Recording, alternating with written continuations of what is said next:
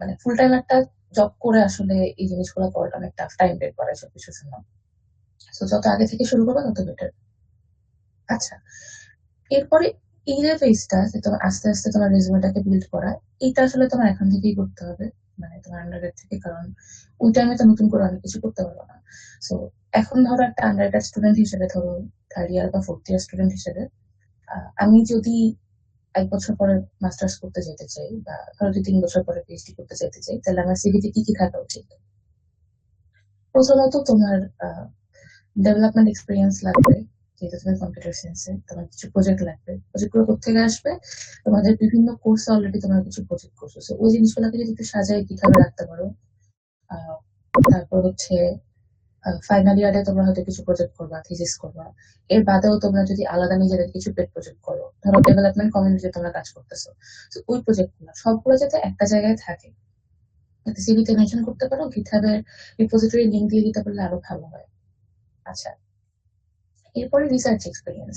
এটা অনেক সময় ম্যান্ডেটরি না, বাট এখন আসলে সবকিছু অনেক কম্পিটিটিভ হয়ে গেছে। যেমন এই বছর যারা আসছে ওদের রিসার্চ এক্সপিরিয়েন্স তো দেখছেই, পাশাপাশি এটা দেখছে যে ওদের মানে ইন্টারন্যাশনাল কোলাবোরেশন আছে কিনা। যে শুধু আমি মাস্টার্স আমার প্রফেসরের সাথে একটা রিসার্চ করলাম ওরকম না, আমি আসলে মানে বাইরের অন্য দেশের অন্যদের সাথে কোলাবোরেশন করছি কিনা। তো প্রথমত একটা প্রজেক্টে তোমরা কাজ করতে পারো, জাস্ট রিসার্চ কিভাবে করে সেটা শেখার জন্য, জানার জন্য। এবং যদি ইন্টারন্যাশনাল কোলাবোরেশন করতে পারো সেটা খুবই ভালো হয়। এখন এটা করার ওয়ে কি? ধরো তুমি হচ্ছে আজকে থেকে 3 বছর পরে যাবে বা 2 বছর পরে অ্যাপ্লাই করবা, তো তুমি এখনই কোন একটা ইউনিভার্সিটির প্রফেসরকে খুঁজে, কিভাবে খুঁজতে হয় এটা দেখাচ্ছি একটু পরে। তো কোন একটা ইউনিভার্সিটির প্রফেসরকে খুঁজে যার কাজের সাথে তোমার ইন্টারেস্ট অ্যালাইন করে, তাকে তুমি ইমেল দিতে পারো তার একটা পেপার করে, যে আমি হচ্ছে আপনার এই পেপারটা পড়ছি, আমার ভালো লাগছে। সো যদি আপনার এখানে কোনো রিসার্চ পজিশন খালি থাকে আনপেইড, ডেফিনেটলি সবসময় তো পেইড অপশন পাওয়া না, সো যদি কোনো কোলাবোরেশনের সুযোগ থাকে তাহলে হচ্ছে কাজ করতে চাই। তো এরকম করে, এমন না যে তুমি 10 জনকে ইমেল দিলে 10 জনই রিপ্লাই দিবে। অনেক সময় অনেক প্রফেসর হচ্ছে ব্যস্ত থাকে বা ওদের হচ্ছে লোক লাগবে না, অনেকে রিপ্লাই দেয় যে না আমার আসলে লাগবে, কোনো ওপেন পজিশন নাই। তো ওই জন্য যত বেশি ইমেল দিবা, হয়তো ওখান থেকে তুমি 1-2টা রেসপন্স পাও। এন্ড যদি ভাবে শুরু করতে পারো খুবই ভালো। আরেকটা ইজিয়েস্ট ওয়ে হচ্ছে যে বাংলাদেশের মানে অনেক বাঙালি স্টুডেন্ট হচ্ছে বাইরে পিএইচডি করতেছে, বা অনেক বাঙালি প্রফেসর, তাদেরকে রিচ আউট করতে পারো।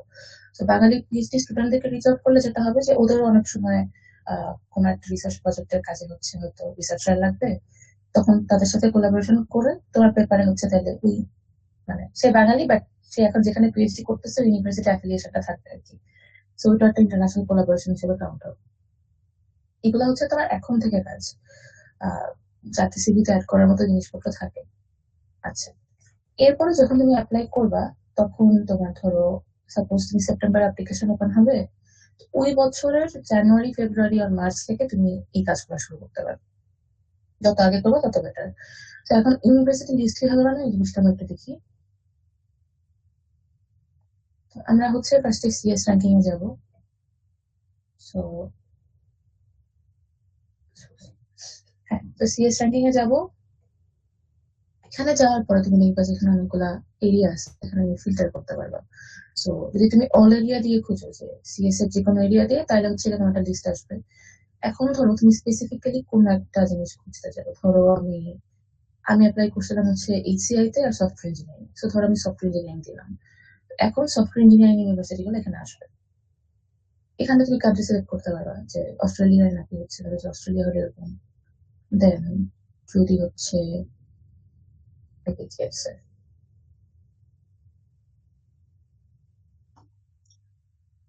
ইউরোপের গুলা যদি দেখতে চাও স্পেসিফিক্যালি, তাহলে ওখানকার ভার্সিটির লিস্ট গুলো আসবে। এরপরে ওকে, তো এখন এখানে আমরা একটু দেখি। So, এইখানে প্রতিটা ইউনিভার্সিটির এখানে এক্সপ্যান্ড করলে তাদের হচ্ছে ফ্যাকাল্টি লিস্ট আসবে, সে কি নিয়ে কাজ করে এগুলো আসবে। সো এখানে যদি যাই, সাপোজ আমরা হচ্ছে এখানে যাই, এই যে সো সে হচ্ছে তার ওয়েবসাইটে কি করছে লিখে রাখছে যে আমি accepting PhD students with send resumes and cover letters to ওর ইমেল দিয়ে রাখছে। তার মানে তুমি এখানে অলরেডি কোনো প্রফেসর হচ্ছে তার ওয়েবসাইটে এরকম বড় করে বলে রাখবে যে মানে ওয়েবসাইটে ঢুকলেই তুমি দেখবা সে নিচ্ছে নাকি নিচ্ছে না। আর কোনো প্রফেসর লিখে রাখে নিচে ছোট করে যে এবছর আমার ফান্ড নাই, আমি এবছর নিচ্ছি না স্টুডেন্ট। অনেকে কিছুই লিখে না। ইন দ্যাট কেস তুমি তাদেরকে ইমেল করে জিজ্ঞেস করতে পারো যে তো তোমার কাছে ইন্টারেস্টেড, এখন তুমি কি স্টুডেন্ট নিবা নাকি নিবা না পরের বার। তো ওয়েবসাইটে লেখা থাকলে বেটার, সো ও বলেই দিছে ইমেল করতে। আবার যেরকম ইউসি বার্কলের একজন প্রফেসর ছিল, সে তার ওয়েবসাইটে বলছিল যে বার্কলেতে তো অ্যাডমিশন সেন্ট্রাল হয়, তো আমাকে ইমেল করে আসলে লাভ নাই, আমি কিছু করতে পারবো না, সো ইমেল করবো না। সে আগে থেকেই বলছে, কারণ তাহলে হচ্ছে আলাদা করে রিপ্লাই দেওয়া লাগতেছে না সবাইকে যে না আমি স্টুডেন্ট নিচ্ছি না। ওকে, এখন তুমি ধরো সে লিখে রাখছে স্টুডেন্ট নিবে, এখন কি করবো, তার রিসার্চ নিয়ে তোমার আগে আইডিয়া নিতে হবে সে কি নিয়ে কাজ করে। সো এখানে সে লিখে রাখছে সে টেস্টিং নিয়ে কাজ করে, ক্রিটিক্যাল সফটওয়্যার সিস্টেম আন্ডারস্ট্যান্ডিং নিয়ে কাজ করে, স্ট্যাটিক অ্যানালিসিস নিয়ে কাজ করে, এরকম অনেক কিছু ওভারঅল। তো তুমি এইখানে যে তার পেপারটা লিস্ট থাকার কথা, আচ্ছা লিস্ট না থাকলে তুমি তার সিভি ডাউনলোড করতে পারো অথবা গুগল স্কলারে যেয়ে দেখতে পারো। সো আচ্ছা এইখানে হচ্ছে তার সব জার্নাল আর্টিকেলের লিস্ট আছে। তো এখান থেকে তুমি দেখতে পারো যে ও কি কি নিয়ে কাজ করে। যেমন এখানে একটা পেপার টাইটেল কি, what makes a great software quality assurance engineering. তার মানে সে হচ্ছে কোয়ালিটি অ্যাসুরেন্স নিয়ে কাজ করে। দেন আর কি আছে এখানে, AI for AC design software, okay then হচ্ছে টেসমেল, এআই বেস কোডিং অ্যাসিস্ট্যান্ট। তো এখানে সে অনেক রকম জিনিস নিয়ে কাজ করতেছে। এখানে হয়তো সবগুলা পেপার বা সবগুলা এরিয়া তোমার ভালো লাগবে না। তো যে পেপারটা দেখে তোমার ইন্টারেস্টিং লাগে একটু, এটা হচ্ছে আমরা পড়তে পারি গুগল স্কলার থেকে। তো ধরো এই জিনিসটা একটু আমরা দেখি। আচ্ছা এখন আমরা হচ্ছে একটু গুগল স্কলারে যাই।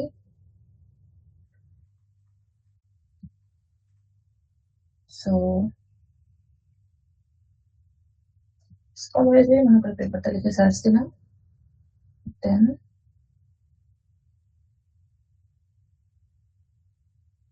চলে আসলো। তো তুমি এখন একটু পেপারটা পড়তে পারো। পেপারটা পড়ে যদি তোমার কাছে কোনো কিছু ইন্টারেস্টিং লাগে, মনে হয় তুমি এই ধরনের কাজ করতে চাও, বা মাল্টিপল পেপার পড়তে পারো, 4 5টা 6টা পড়ে ধরো তোমার কাছে মনে হয়েছে ওকে এই জিনিসটা ইন্টারেস্টিং, এখানে ফিউচার এরকম কাজ করা যায়। তো তুমি তাকে ওই ফিডব্যাক দিয়ে একটা ইমেল লিখতে পারো যে হাই আমি হচ্ছে আহ, তোমার নাম বললা, দেন তুমি থার্ড ইয়ার বা ফোর্থ ইয়ার স্টুডেন্ট এখন বাংলাদেশ ইউনিভার্সিটিতে। সো তুমি হচ্ছে এই পেপার গুলো পড়ছো, তোমার এটা ভালো লাগছে, ফিউচারে তোমার মনে হয়েছে এরকম কাজ করা পসিবল, দেন তুমি ওর সাথে কাজ করতে চাও, কোলাবোরেট করতে চাও। সো ওর কাছে যদি কোনো কাজ করার সুযোগ থাকে যাতে তোমাকে বলে, এই ধরনের ইমেল তুমি দিতে পারো। যত আগে দিবা তত ভালো। ধরো তুমি সামনের বছর যাচ্ছ না, স্টিল তুমি এখন তার সাথে কাজ করতে চাইলে এখন ইমেল দিতে পারো। তাইলে ধরো তার সাথে যদি তুমি 1 বছর কাজ করো, একটা পেপার হয়ে যায়, সে তোমাকে চিনলো, তোমাকে সে হচ্ছে পরে লেটার অফ রিকমেন্ডেশন দিতে পারবে। বা তুমি তোমার সিভিতে বা ইউসিপিতে অ্যাড করতে পারবে যে তুমি জিসি আর একটা প্রফেসরের সাথে কাজ করতেছো। তো ওটা তোমার ইন্টারন্যাশনাল কোলাবোরেশন হিসেবে কাউন্ট হবে। ধরো কোনো পেপার পাবলিশ হলো না, স্টিল তুমি বলতে পারবে যে আমি হচ্ছে 6 মাস বা 8 মাস তার সাথে কাজ করছি এই ডোমেইনে। সো এটা একটা এক্সপিরিয়েন্স। আচ্ছা এরপরে এরকম করে এখানে অনেক ফ্যাকাল্টির লিস্ট আছে, তো সবার প্রোফাইলে তুমি যেতে পারো। আরো অনেকে দেখবা যে নতুন জয়েন করছে, যেমন ডায়নাম হচ্ছে আমাদের এখানকার প্রফেসর, উনি গত বছর জয়েন করছে নতুন। সো ওনার ল্যাবে কোনো স্টুডেন্ট ছিল না, উনি 2জন স্টুডেন্টকে নিয়েছে। এবারও হয়তো নিবে বিকজ ওনার ল্যাবই ফাঁকা, অন্য কারো ল্যাব ফাঁকা নেই। তো এই বছরও ইউসিএতে একজন নতুন ফ্যাকাল্টি জয়েন করবে, তার মানে ডেফিনেটলি পরের বছর তার স্টুডেন্ট লাগবে, কারণ এক একজনের ল্যাবে 4 5 জনের মতো করে থাকতে হবে। তো এই জিনিসগুলো একটু খোঁজ খবর রাখা ওয়েবসাইটে যে যে কোন ফ্যাকাল্টি নতুন জয়েন করছে আর কার ল্যাবে হচ্ছে অলরেডি অনেক মানুষজন, তার নেওয়ার চান্সেস হয়তো একটু কম। এই জিনিসগুলো একটু আসলে আহ এটা দেখলে বুঝতে পারবা যে সবার প্রোফাইলে যে ওয়েবসাইটে যে একটু দেখতে হবে কে কি নিয়ে কাজ করে, কার স্টুডেন্ট কেমন ওরকম। সো এরপরে হচ্ছে এখন তুমি কয়টা ইউনিভার্সিটিতে অ্যাপ্লাই করবা বা কতজনকে ইমেল করবা, এটা একটা প্রশ্ন। এটার আসলে কোনো ধরাবাঁধা নিয়ম নাই। প্রফেসরদেরকে ইমেল তুমি যত ইচ্ছা করতে পারো, বিকজ তোমার ইমেল করতে কোনো ফি লাগতেছে না, ফ্রি। খালি তোমার পড়া লাগতেছে ওদের পেপার গুলা। তো যত বেশি ইমেল করবা তত তোমার চান্সেস হাই হবে যে ধরো তুমি 100টা ইমেল করলে ওখান থেকে হয়তো 5জন রিপ্লাই দিবে, ওই 5জন থেকে 2জন হয়তো ইন্টারভিউর জন্য ডাকবে, ঠিক আছে। তো যত বেশি দিবা তত বেটার। ইংলিশে লটারির মতো পুরাই। সো এটা করার পরে ধরো যারা রিপ্লাই দিল, যে 2জন বা যে 5জন, বাকিরা ধরো তোমাকে বললো যে তারা স্টুডেন্ট নিচ্ছে না, সো ওইখানে তো আসলে অ্যাপ্লিকেশন ফি দিয়ে অ্যাপ্লাই করার কিছু নাই। সো ধরো 5টা ইউনিভার্সিটি বা 10টা ইউনিভার্সিটি রিপ্লাই দিলো বা রিপ্লাই না দিলেও তুমি জানো যে ওরা নিচ্ছে মোটামুটি স্টুডেন্ট। বা ওখানে যদি সিনিয়র থাকে বা পরিচিত কেউ থাকে তাদেরকে জিজ্ঞেস করতে পারো যে তাদের ল্যাবে বা আশেপাশের ল্যাবের লোক নিবে কিনা, এটা একটা ভালো ওয়ে আর কি। তারপরে যখন তুমি মোটামুটি শিওর হয়ে যাচ্ছে ঠিক আছে আমার শর্ট লিস্টে এই ইউনিভার্সিটি গুলো আছে, এখন শর্ট লিস্ট কিভাবে করবা? সাপোজ আমি এখান থেকে ধরো টপ 1 থেকে 20-র মধ্যে কয়েকটা নিতে পারি, কিন্তু এগুলোতে হচ্ছে অ্যাকসেপ্টেন্স রেট অনেক লো থাকে। সো হবেই যেরকম গ্যারান্টি নেই। তো তখন তুমি 21 থেকে 50-এর মধ্যে আরো কিছু সিলেক্ট করতে পারো, 50 থেকে 100-র মধ্যে কিছু সিলেক্ট করতে পারো। হ্যাঁ, তো এরকম সিলেক্ট করে ধরো তুমি 20টা বা 15টা একটা শর্ট লিস্ট বানালে তোমার প্রেফারেন্স অনুযায়ী যে কোথায় যেতে চাও ওরকম অনুযায়ী। তো ওই প্রেফারেন্স অনুযায়ী একটা শর্ট লিস্ট বানানোর পরে দেন তুমি অ্যাপ্লিকেশন শুরু করবে। এখন অ্যাপ্লিকেশন শুরু করার জন্য এক একটা ইউনিভার্সিটির এক এক রকম ক্রাইটেরিয়া থাকে, মানে মোটামুটি টোফেল বা আইএলটিএস তো সবারই লাগে, জিআরইও হয়তো মোটামুটি সবার লাগে, কোনো কোনো জায়গায় লাগে না, আমার যেরকম লাগে নাই। তারপরে এসওপি সবার লাগে মোটামুটি। এখন ইউনিভার্সিটি ওয়াইজ যে রিকোয়ারমেন্ট আলাদা হবে সেটা হচ্ছে এসওপির লেন্থ কতটুকু, কেউ কেউ 2 পেজ চায়, কেউ 1 পেজ চায়, কেউ হচ্ছে 500 ওয়ার্ডের চায়, কেউ 1000 ওয়ার্ডের চায়, ওরকম কিছু রিকোয়ারমেন্ট থাকে। সো তোমার বেস এসওপিটা সেমই হবে সব জায়গায়, কিন্তু যেই ইউনিভার্সিটিতে অ্যাপ্লাই করতেছো এবং যেই প্রফেসরের সাথে কাজ করতে চাও যে এরিয়াতে, ওইটা অনুযায়ী হয়তো একটা প্যারাগ্রাফ একটু চেঞ্জ হবে। কারণ এসওপির প্রথম প্যারাগ্রাফে তুমি বলো যে তুমি কে, তোমার মোটিভেশন কি, কেন তুমি হায়ার স্টাডিজে যেতে চাও, ওটা অলমোস্ট সব জায়গায় সেম থাকে। সেকেন্ড প্যারাগ্রাফে তুমি তোমার ব্যাকগ্রাউন্ড নিয়ে একটু বলবো যে আমি হচ্ছে, ধরো তুমি বলতে চাচ্ছ যে তোমার এআই নিয়ে রিসার্চ করতে ভালো লাগে, তো কেন ভালো লাগে ওটা একটু ব্যাকগ্রাউন্ড বললা যে আমার আন্ডারগ্রেডে হচ্ছে ওই কোর্সটা করতে যে যখন এটা পড়তেছিলাম তখন ওই টপিকটা ইন্টারেস্টিং লাগছে, তখন আমি এই প্রজেক্টে কাজ করছি, ওরকম একটু ব্যাকগ্রাউন্ড বলে না। ওটাও অলমোস্ট সব রেসিপিতে সেম। বাট ধরো তুমি যদি একটা ইউনিভার্সিটিতে সিকিউরিটি ফোকাস করে হচ্ছে অ্যাপ্লাই করো, আর একটাতে ধরো টেস্টিং ফোকাস করে অ্যাপ্লাই করলা, তখন হয়তো তোমার একটাতে সিকিউরিটির প্রজেক্ট নিয়ে একটু বেশি বলবা, একটাতে টেস্টিং প্রজেক্ট নিয়ে একটু বেশি বলবা, যেটা বেশি রিলেভেন্ট আর কি। এরপরে থার্ড প্যারাগ্রাফে তুমি তোমার কারেন্ট এন্ড অনগোয়িং প্রজেক্টস নিয়ে বলতে পারো যে এখন আমি এসব নিয়ে কাজ করতেছি, তোমার ফিউচারে রিসার্চ নিয়ে প্ল্যান কি, কোন ডিরেকশনে আগাইতে চাও। তারপরে একটা প্যারাগ্রাফ থাকে, ওখানে তুমি বলো যে এখন আমি হচ্ছে ওই স্পেসিফিক ভার্সিটির নাম বলো, যে সিএমইউ হলে সিএমইউ, যে আমি কার্নেগি মেলনের কম্পিউটার সায়েন্স ডিপার্টমেন্টের বা এইচসিআই ডিপার্টমেন্টের বা সফটওয়্যার ইঞ্জিনিয়ারিং ডিপার্টমেন্টের কাজগুলো আমার ভালো লাগছে, ওদের ল্যাবের হচ্ছে এই ল্যাবের কাজ আমি দেখছি, এগুলো খুব ইন্টারেস্টিং ছিল, আমার কাছে মনে হয়েছে ফিউচারে এরকম কাজ করতে চাই। স্পেসিফিক্যালি এই প্রফেসর, তো তুমি প্রফেসরের নামও মেনশন করতে পারো যে এই প্রফেসরের কাজগুলো ভালো লাগছে, সো আমার কাছে মনে হয়েছে আমার ব্যাকগ্রাউন্ডের সাথে আমার রিসার্চ ইন্টারেস্টের সাথে কার্নেগি মেলনের কাজগুলো অনেক অ্যালাইন করে, ওই জন্য আমি এখানে অ্যাপ্লাই করতে চাই। তো ওই প্যারাগ্রাফটা তোমার ইউনিভার্সিটি ওয়াইজ একটু আলাদা হবে, প্রফেসরের নামগুলো চেঞ্জ হবে, ইউনিভার্সিটির নাম চেঞ্জ হবে, আর ল্যাবের নাম, কাজের ধরন ওগুলো একটু চেঞ্জ হবে, বাকি সব একই। আবার ধরো যারা হচ্ছে তোমাকে 2 পেজ লিমিট দিছে, ওটাকে যখন তুমি 500 ওয়ার্ড বা 1000 ওয়ার্ডে আনতে চাবা, তখন দেখবে যে অনেক কিছু বাদ দিয়ে দেওয়া লাগতেছে, তখন তোমার ওইটা মেকশিওর করা লাগবে যে ওই 1000 ওয়ার্ড বা 500 ওয়ার্ডের ভিতরেই সবকিছু আসতেছে। আচ্ছা, এরপরে কোনো কোনো জায়গায় পার্সোনাল হিস্ট্রি স্টেটমেন্ট লাগে, কোনো কোনো জায়গায় লাগে না। তো এসওপি থেকে এটা আলাদা কিভাবে?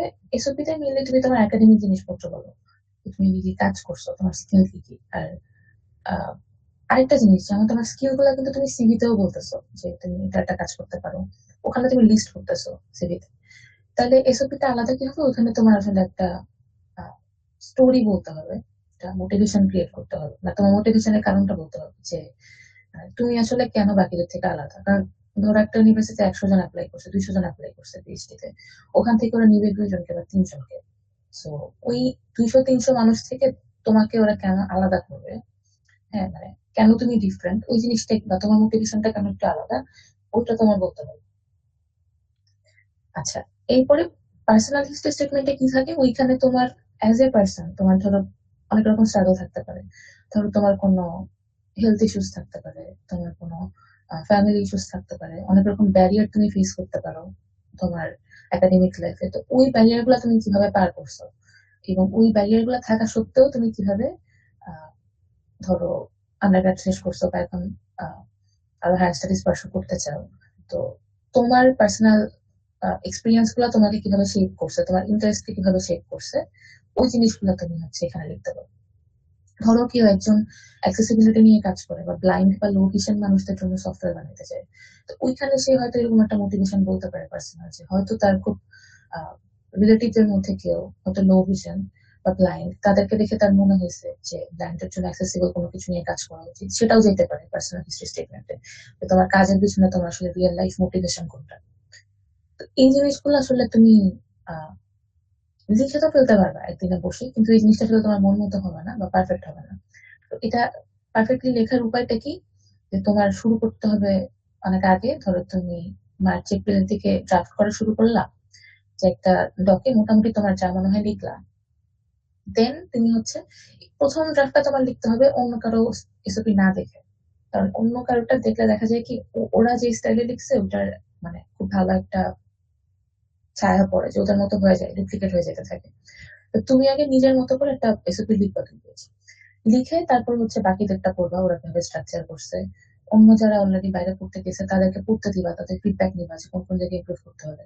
এরকম 4-5 জনের ফিডব্যাক নিয়ে দেন হচ্ছে তুমি ওটা একটু ফিক্স করবা। তো ওটাকে ডিফাইন করতে করতে করতে করতে 3 মাসে দেখবা যে ফাইনালি পারফেক্ট হয়েছে এটা। So এটা আসলে আগে শুরু করলে বেটার। সেম হচ্ছে পার্সোনাল হিস্ট্রি স্টেটমেন্টের জন্য। আচ্ছা, এরপরে এগুলো স্ট্রাকচার আমি একটু পরে দেখাইতেছি। তো ইউনিভার্সিটি লিস্টে গেলাম, প্রফেসর লিস্টে গেলাম। রিড পেপারস হচ্ছে যে যে এই প্রফেসর থেকে পছন্দ হয়েছে তাদের পেপার পড়লাম, তাদের কাজ নিয়ে আগে নিলাম, দেন তাদেরকে ইমেল করলাম। আর এখানে হচ্ছে ইউনিভার্সিটির প্রোগ্রাম স্পেসিফিক রিকোয়ারমেন্ট, যে কাদের জিআরই লাগে কাদের লাগে না। দেন টোটাল স্কোরেরও ইয়ে থাকে, যে কোনো কোনো ইউনিভার্সিটিতে মিনিমাম 80 স্কোর লাগে, কোনো কোনোটা 90 লাগে। এমনিতে টোটাল হয় হচ্ছে 120-এ। সো মিনিমাম রিকোয়ারমেন্টস আলাদা। কোনো কোনো জায়গায় মিনিমাম রিকোয়ারমেন্ট 70। কিন্তু এখানে একটা সমস্যা আছে যে ওরা বলে মিনিমাম 70, বাট নেয়ার সময় যত ভালো স্কোর হবে তত ওটাকে প্রায়োরিটি বেশি দেয়। সো যেখানে আর কি ওই ব্যারিয়ারটা হচ্ছে কম, যে 60 বা 65, ওখানে অ্যাপ্লিক্যান্ট অনেক বেশি হয়। হ্যাঁ, তো ওখানে কম্পিটিশনও বেশি। ওদের এখানে লাভটা কি, এটা কাইন্ড অফ মানে অনেক অ্যাপ্লিকেশন ফি পাইতেছে এটা একটা, অথবা ব্যারিয়ার হচ্ছে কমিয়ে দিতেছে সেটা একটা। বাট অনেক জায়গায় দেখবো যে রিকোয়ারমেন্ট হচ্ছে মিনিমাম 100 লাগে, মিনিমাম 102 লাগে, তো ওরকমও থাকে অনেক। তো এটা ট্রাই করবা, যত হাই স্কোর রাখতে পারো তত বেটার। আচ্ছা, এরপরে মোটামুটি সব জায়গায় টোফেল আইএলটিএস একসেপ্ট করে। আমার কাছে পার্সোনালি টোফেলটা একটু বেশি স্ট্রাকচার্ড মনে হয়েছিল, আইএলটিএসটা হচ্ছে একটু লেন্দি। টোফেলটা মনে হয় 2 ঘন্টা লাগে এখন, মানে এখন একটু শর্ট করে ফেলছে। আর টোফেলের যে ধরো রিডিং এর কন্টেন্ট গুলা বা রাইটিং এর টপিক গুলা, ওগুলা মোটামুটি একাডেমিক রিলেটেড হয়। তো আমার কাছে ওই জিনিসটা মনে হচ্ছে প্রিপারেশন নেওয়া বেশি ইজি, কারণ আমি হচ্ছে মোটামুটি 2-3 সপ্তাহের প্রিপারেশন নিয়েছিলাম, টাইম কম ছিল। আইএলটিএস আমার কাছে লাগে যে একটু আনস্ট্রাকচার আমার কাছে পার্সোনালি মনে হয়েছে। বাট তোমাদের হচ্ছে যেটা ভালো লাগে সেটা দিতে পারো, বা ইউটিউবে কিছু ভিডিও দেখে নিতে পারো। আচ্ছা, এই পর্যন্ত কারো কোনো প্রশ্ন আছে?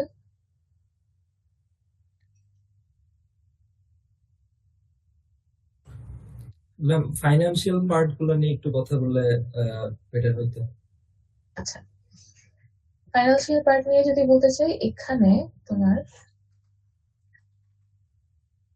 আচ্ছা, এখানে প্রথমে তোমার যে জিনিসটা লাগবে, আহ যখন টোফেল বা আইএলটিএস দিবা, ল্যাঙ্গুয়েজ টেস্ট দিবা, সেখানে একটা ফি লাগে। তো আমাদের সময় টোফেলের ফি ছিল হচ্ছে 22,500 মনে হয়। তো এটা একটা বড় অ্যামাউন্ট, সেই জিনিসটা আসলে আগে থেকে যদি সেটা লাগবে। দেন আইএলটিএস এরকম 22,500। তারপর টোফেল স্কোরটা হাতে পাওয়ার পরে ওইটা 4টা ইউনিভার্সিটিতে ফ্রি পাঠানো যায়। এরপরে যতগুলা অ্যাডিশনাল ইউনিভার্সিটিতে পাঠাবা ওখানে আরো $25 করে বেশি লাগে। $25 মানে অলমোস্ট 2600-2700 টাকা ওরকম লাগে।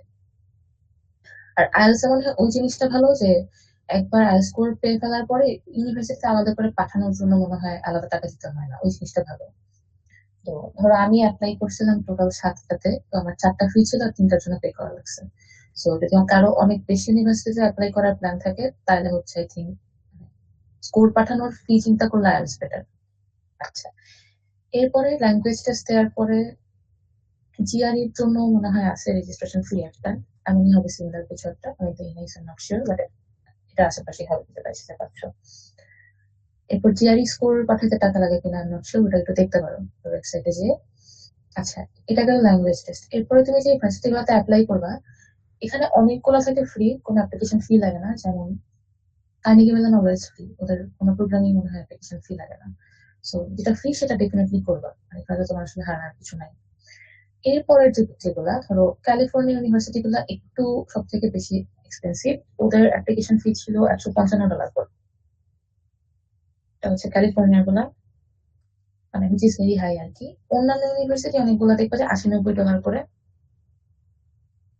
এখন এইখানে তুমি যদি একটু আগে ভাগে অ্যাপ্লাই করো, তুমি যে কাজটা করতে পারবা, ওদের বিভিন্ন রকমের ওয়ার্কশপ আর সেশন হয় যারা মানে অ্যাপ্লিক্যান্ট তাদের জন্য।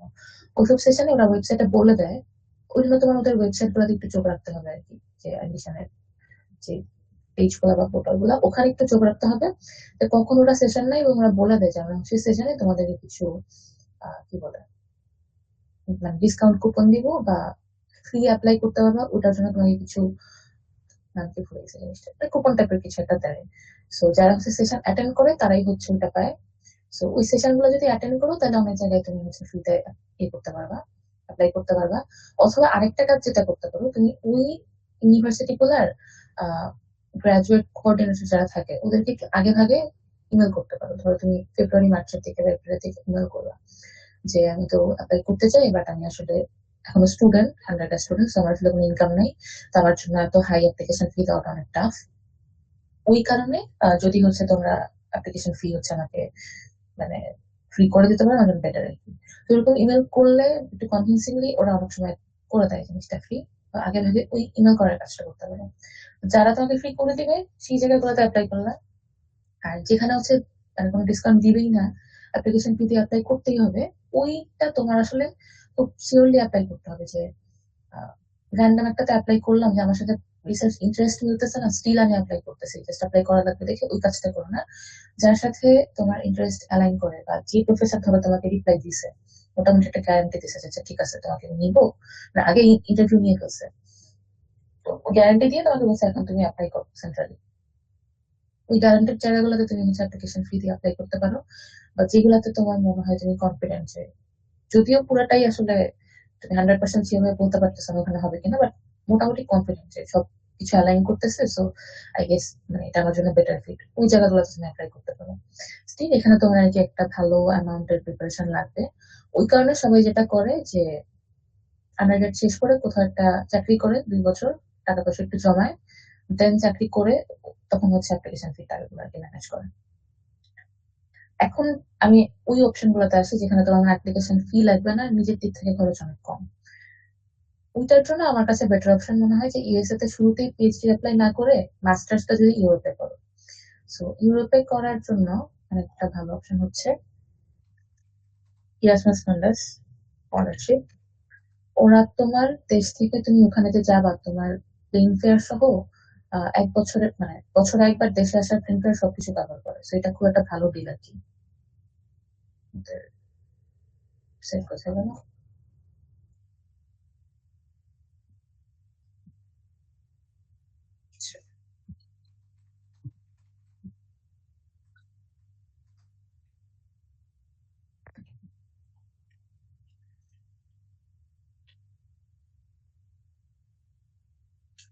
আচ্ছা, এইখানে তুমি হচ্ছে দেখতে পারো ওদের একটা জয়েন্ট মাস্টার্স প্রোগ্রাম আছে।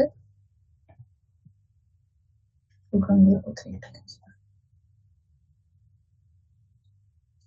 এখানে কোর্স ক্যাটালগ দেখতে পারবা। আচ্ছা, তো এখানে ওদের সবগুলো অ্যাভেলেবল প্রোগ্রাম দেখাইতেছে। এটা নিয়ে একটু বলি প্রোগ্রামটা আসলে কি। এটা হচ্ছে ইউরোপের আহ ধরো 3-4টা দেশে 3-4টা ইউনিভার্সিটি মিলে একটা করে প্রোগ্রাম শুরু করে, আর একটা প্রজেক্ট শুরু করে। ওই প্রজেক্ট গুলো হচ্ছে ধরো 5 থেকে 10 বছরের লম্বা হয়। সো একটা 5 বছরের প্রজেক্ট মানে ওরা ওই 5 বছর পর্যন্ত স্টুডেন্ট নিবে, যখন ওই প্রজেক্টের মেয়াদ শেষ হয়ে যাবে তখন আর ওই নতুন প্রজেক্টে ওরা মানে ওই প্রজেক্টের স্টুডেন্ট নিবে না, একটা নতুন প্রজেক্ট ক্রিয়েট করবে। সো এখানে হচ্ছে প্রজেক্ট মানে ওদের কোর্স ডিটেলসে বা প্রোগ্রাম ডিটেলসে ওই মেয়াদটা লেখা থাকে।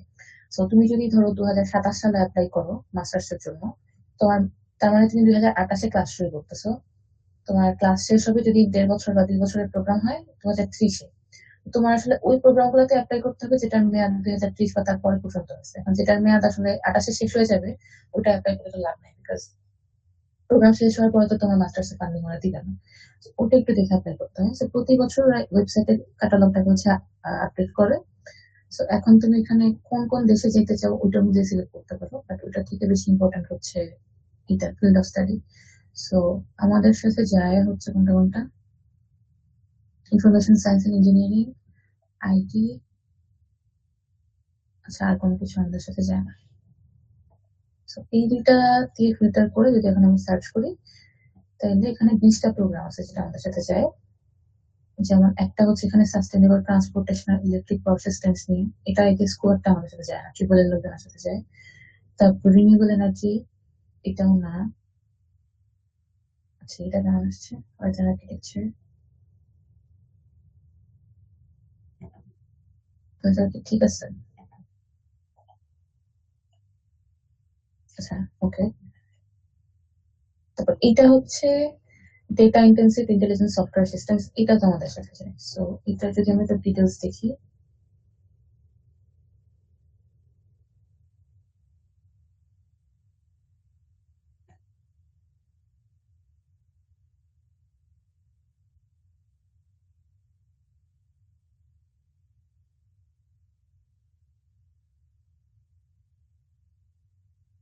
এটা হচ্ছে ফেব্রুয়ারি থেকে মার্চ পর্যন্ত ছিল অ্যাপ্লিকেশন রাউন্ড।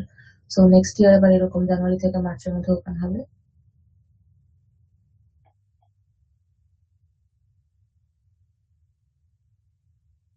ওকে, এখানে প্রোগ্রামের ডিটেলস নিয়ে জানতে পারবা। এখানে ওদের ওয়েবসাইটে যেতে একটু দেখতে পারো যে এখানে কি ধরনের রিকোয়ারমেন্ট, ওদের এক্সামিনেশন রিকোয়ারমেন্ট এখানে আছে, অ্যাপ্লিকেশন প্রসেস এখানে আছে। সো এডমিশন রিকোয়ারমেন্টে আমরা যাচ্ছি। স্থানীয় এলিজিবিলিটি হচ্ছে তোমার bachelor equivalent under graduate degree থাকতে হবে। যেখানে টোফেল স্কোরের কথা বলছে মিনিমাম 93। তারপর ওকে, এখানে হচ্ছে অনেক রকম রিকোয়ারমেন্ট আছে, so এই জিনিসগুলো দেখতে পারো। আরো কিছু প্রোগ্রাম আছে এখানে, সাইবার সিকিউরিটি আছে, ডেটা ইঞ্জিনিয়ারিং, এআই, তারপর মেকাট্রনিক্স, ইমেজিং আছে, সিকিউরিটি রিলায়েবিলিটি, তো এরকম অনেকগুলো লিস্ট এখানে আছে, ঠিক আছে? তো এখানে তোমাদের যার সাথে যে ইন্টারেস্ট চায় ওটা দেখে তাদের রিকোয়ারমেন্ট অনুযায়ী তোমরা হচ্ছে ডকুমেন্ট গুলো প্রিপেয়ার করতে পারো। আর ইরাসমাসটা আমার কাছে মনে হয় যে ইউএসএ তে পিএইচডি থেকে অনেক বেশি সোজা এটা পাওয়া, বিকজ এখানে সিজিপিএ এর রিকোয়ারমেন্ট অত বেশি নাই। এমন অনেকে হচ্ছে ইরাসমাস করতে গেছে যারা যাদের 3.2 ইভেন 2.8 সিজিপিএ নিয়েও ইরাসমাসের স্কলারশিপ পাইছে। কারণ হচ্ছে ইরাসমাস আসলে শুধু সিজিপিএ কে ইম্পর্টেন্স দেয় না, ওরা তোমার ধরো মোটিভেশন বা তুমি আসলে কি কাজ করছো স্কিল টাকে বেশি ইম্পর্টেন্স দেয়। তারপর তুমি ইউরোপে কেন পড়তে যেতে চাও, আহ, যেমন ওদের ওয়েবসাইটে ওরা লিখে রাখছে যে ওরা কালচারাল এক্সচেঞ্জের ব্যাপারটাকে অনেক বেশি ইম্পর্টেন্স দেয়। সো ধরো তোমার ঘুরে বেড়াতে ভালো লাগে, হ্যাঁ মানে নতুন নতুন হিস্ট্রি জানতে ভালো লাগে, সো তুমি তখন ওটাও লিখতে পারো ইভেন যে তোমার হচ্ছে ইউরোপের আর্কিটেকচার বা ওদের কালচার নিয়ে জানার অনেক ইচ্ছা, ওই কারণে পড়তে যেতে চাও। সো ওরা এখানে এটাও লিখে দেয় ওয়েবসাইটে যে মানে শুধু কঠিন কঠিন কোর্স না নিতে, যাতে 4 দিন খালি পড়তে হয়, যাতে তোমার ওরা বলে এমন ভাবে কোর্স নিতে যাতে তুমি হচ্ছে ঘুরে ঘুরে বেড়ানোর এনাফ টাইম থাকে তোমার কাছে। তো ওরা এই জিনিসটাকে অনেক বেশি ইম্পর্টেন্স দেয়, তো ওইভাবে যদি এসওপি গুলাকে সাজাইতে পারো অনেক ভালো হয়। আর এসওপি স্যাম্পল যদি জানতে চাও, বাংলাদেশি ইরাসমাস ফান্ডার স্কলার যারা, ওদের একটা ফেসবুক কমিউনিটি আছে মনে হয়, ওরা অ্যাপ্লিকেশনের আগে প্রতি বছর মানে সেপ্টেম্বর অক্টোবরে কিছু সেশন অ্যারেঞ্জ করে, বা ওদের এই গ্রুপটাতে বা পেজটাতে গেলেও হচ্ছে অনেক আগের ইনফো পাবা, অনেক ডকুমেন্ট পাবা। সো ওগুলো একটা ফলো দিয়ে ওখানে অ্যাড হয়ে থাকতে পারো, ওরা অনেক রকম ইভেন্ট করে, ওদের এক্সপিরিয়েন্স শুনতে পারো, ওরা অনেক সময় ওদের এসওপি শেয়ার করে, ওগুলো একটু দেখতে পারো, কারণ ইরাসমাসের এসওপি আর ইউএস এর এসওপি একটু ডিফারেন্ট টাইপের হয় আর কি। তো ওটা একটু ফলো করতে পারো। আর ওদের সিভির টেম্পলেটটা মনে হয় আলাদা, কি জানি বলো ওটাকে, ইউরোপা সিভি আর সামথিং লাগে মনে হয়। তো ওটা একটু দেখে নিতে পারো। তো আমার কাছে লাগছে যে ওই মাস্টার্স এর কথা চিন্তা করলে এটা একটা ভালো অপশন, কারণ তোমার অ্যাপ্লিকেশন ফি প্রবাবলি কোনোটাতেই নাই। খালি হয়তো তোমার মানে অ্যাকসেপ্টেন্স আসলে ভিসা করার জন্য মানে ভিসা অ্যাপ্লিকেশন ফি যেটা লাগে সেটা লাগবে। এছাড়া আর তেমন কোনো খরচ নাই, তোমার দেশ থেকে যাওয়া আসার প্লেন ফেয়ারও ওরা দেয়, মানে হেলথ ইন্স্যুরেন্স থাকা এভরিথিং মানে ফুল ফান্ডেড ওটা। এন্ড এটা ইজি আর কি। দেন তুমি হচ্ছে এখান থেকে মাস্টার্স শেষ করে তোমার এক্সপিরিয়েন্স অ্যাড হবে, এখান থেকে হয়তো ইন্টারন্যাশনাল পেপার অ্যাড হবে, তারপর তুমি পিএইচডি করতে চাইলে হচ্ছে বাইরে কোথাও অ্যাপ্লাই করতে পারো। আর যারা হচ্ছে কানাডা অস্ট্রেলিয়া অ্যাপ্লাই করতে চাও বা ইউকে তে অ্যাপ্লাই করতে চাও, ওইটা নিয়ে আমার কোনো আইডিয়া নাই যেহেতু আমি করি নাই। সো ওটা বেটার হবে, যারা ওখানে পড়তে গেছে অলরেডি তাদের সাথে একটু কথা বলো, বা লাগলে আমিও হচ্ছে কারোর সাথে কথা বলে সেশন অ্যারেঞ্জ করতে পারবো পরে। তো আমার বেটার আইডিয়া হচ্ছে ইউএসএটা নিয়ে। তো এখন যদি একটু বলি, আচ্ছা এখানে তাহলে টোফেলের ফি গেল, জিআরই অ্যাপ্লিকেশন ফি গেল, আর হচ্ছে ফিস অ্যাপ্লিকেশনের সময় কি কাটবে এটাই। তো এখানে মোটামুটি এক ধাক্কা একটা বিশাল অ্যামাউন্ট বের হয়ে যাবে। আর ইউএস এর পিএইচডি প্রোগ্রাম গুলো হচ্ছে তোমাকে প্লেন ফেয়ার দেয় না, ইরাসমাসের মতো। So তোমার ওই প্লেন ফেয়ার অনুযায়ী দিতে হয়। ওরা হচ্ছে তোমার টিউশন ফি গুলা কভার করবে ফুল ফান্ডেড হলে, এন্ড তোমার কি বলে একটা স্টাইপেন্ড দিবে মান্থলি, হেলথ ইন্স্যুরেন্স কভার করবে, এই তো। তো তোমার থাকা খাওয়া ওগুলা কভার হয়ে যাবে, আর প্লেন ফেয়ারটা ওরা দেয় না। ওকে, এখানে আর কার কোনো প্রশ্ন?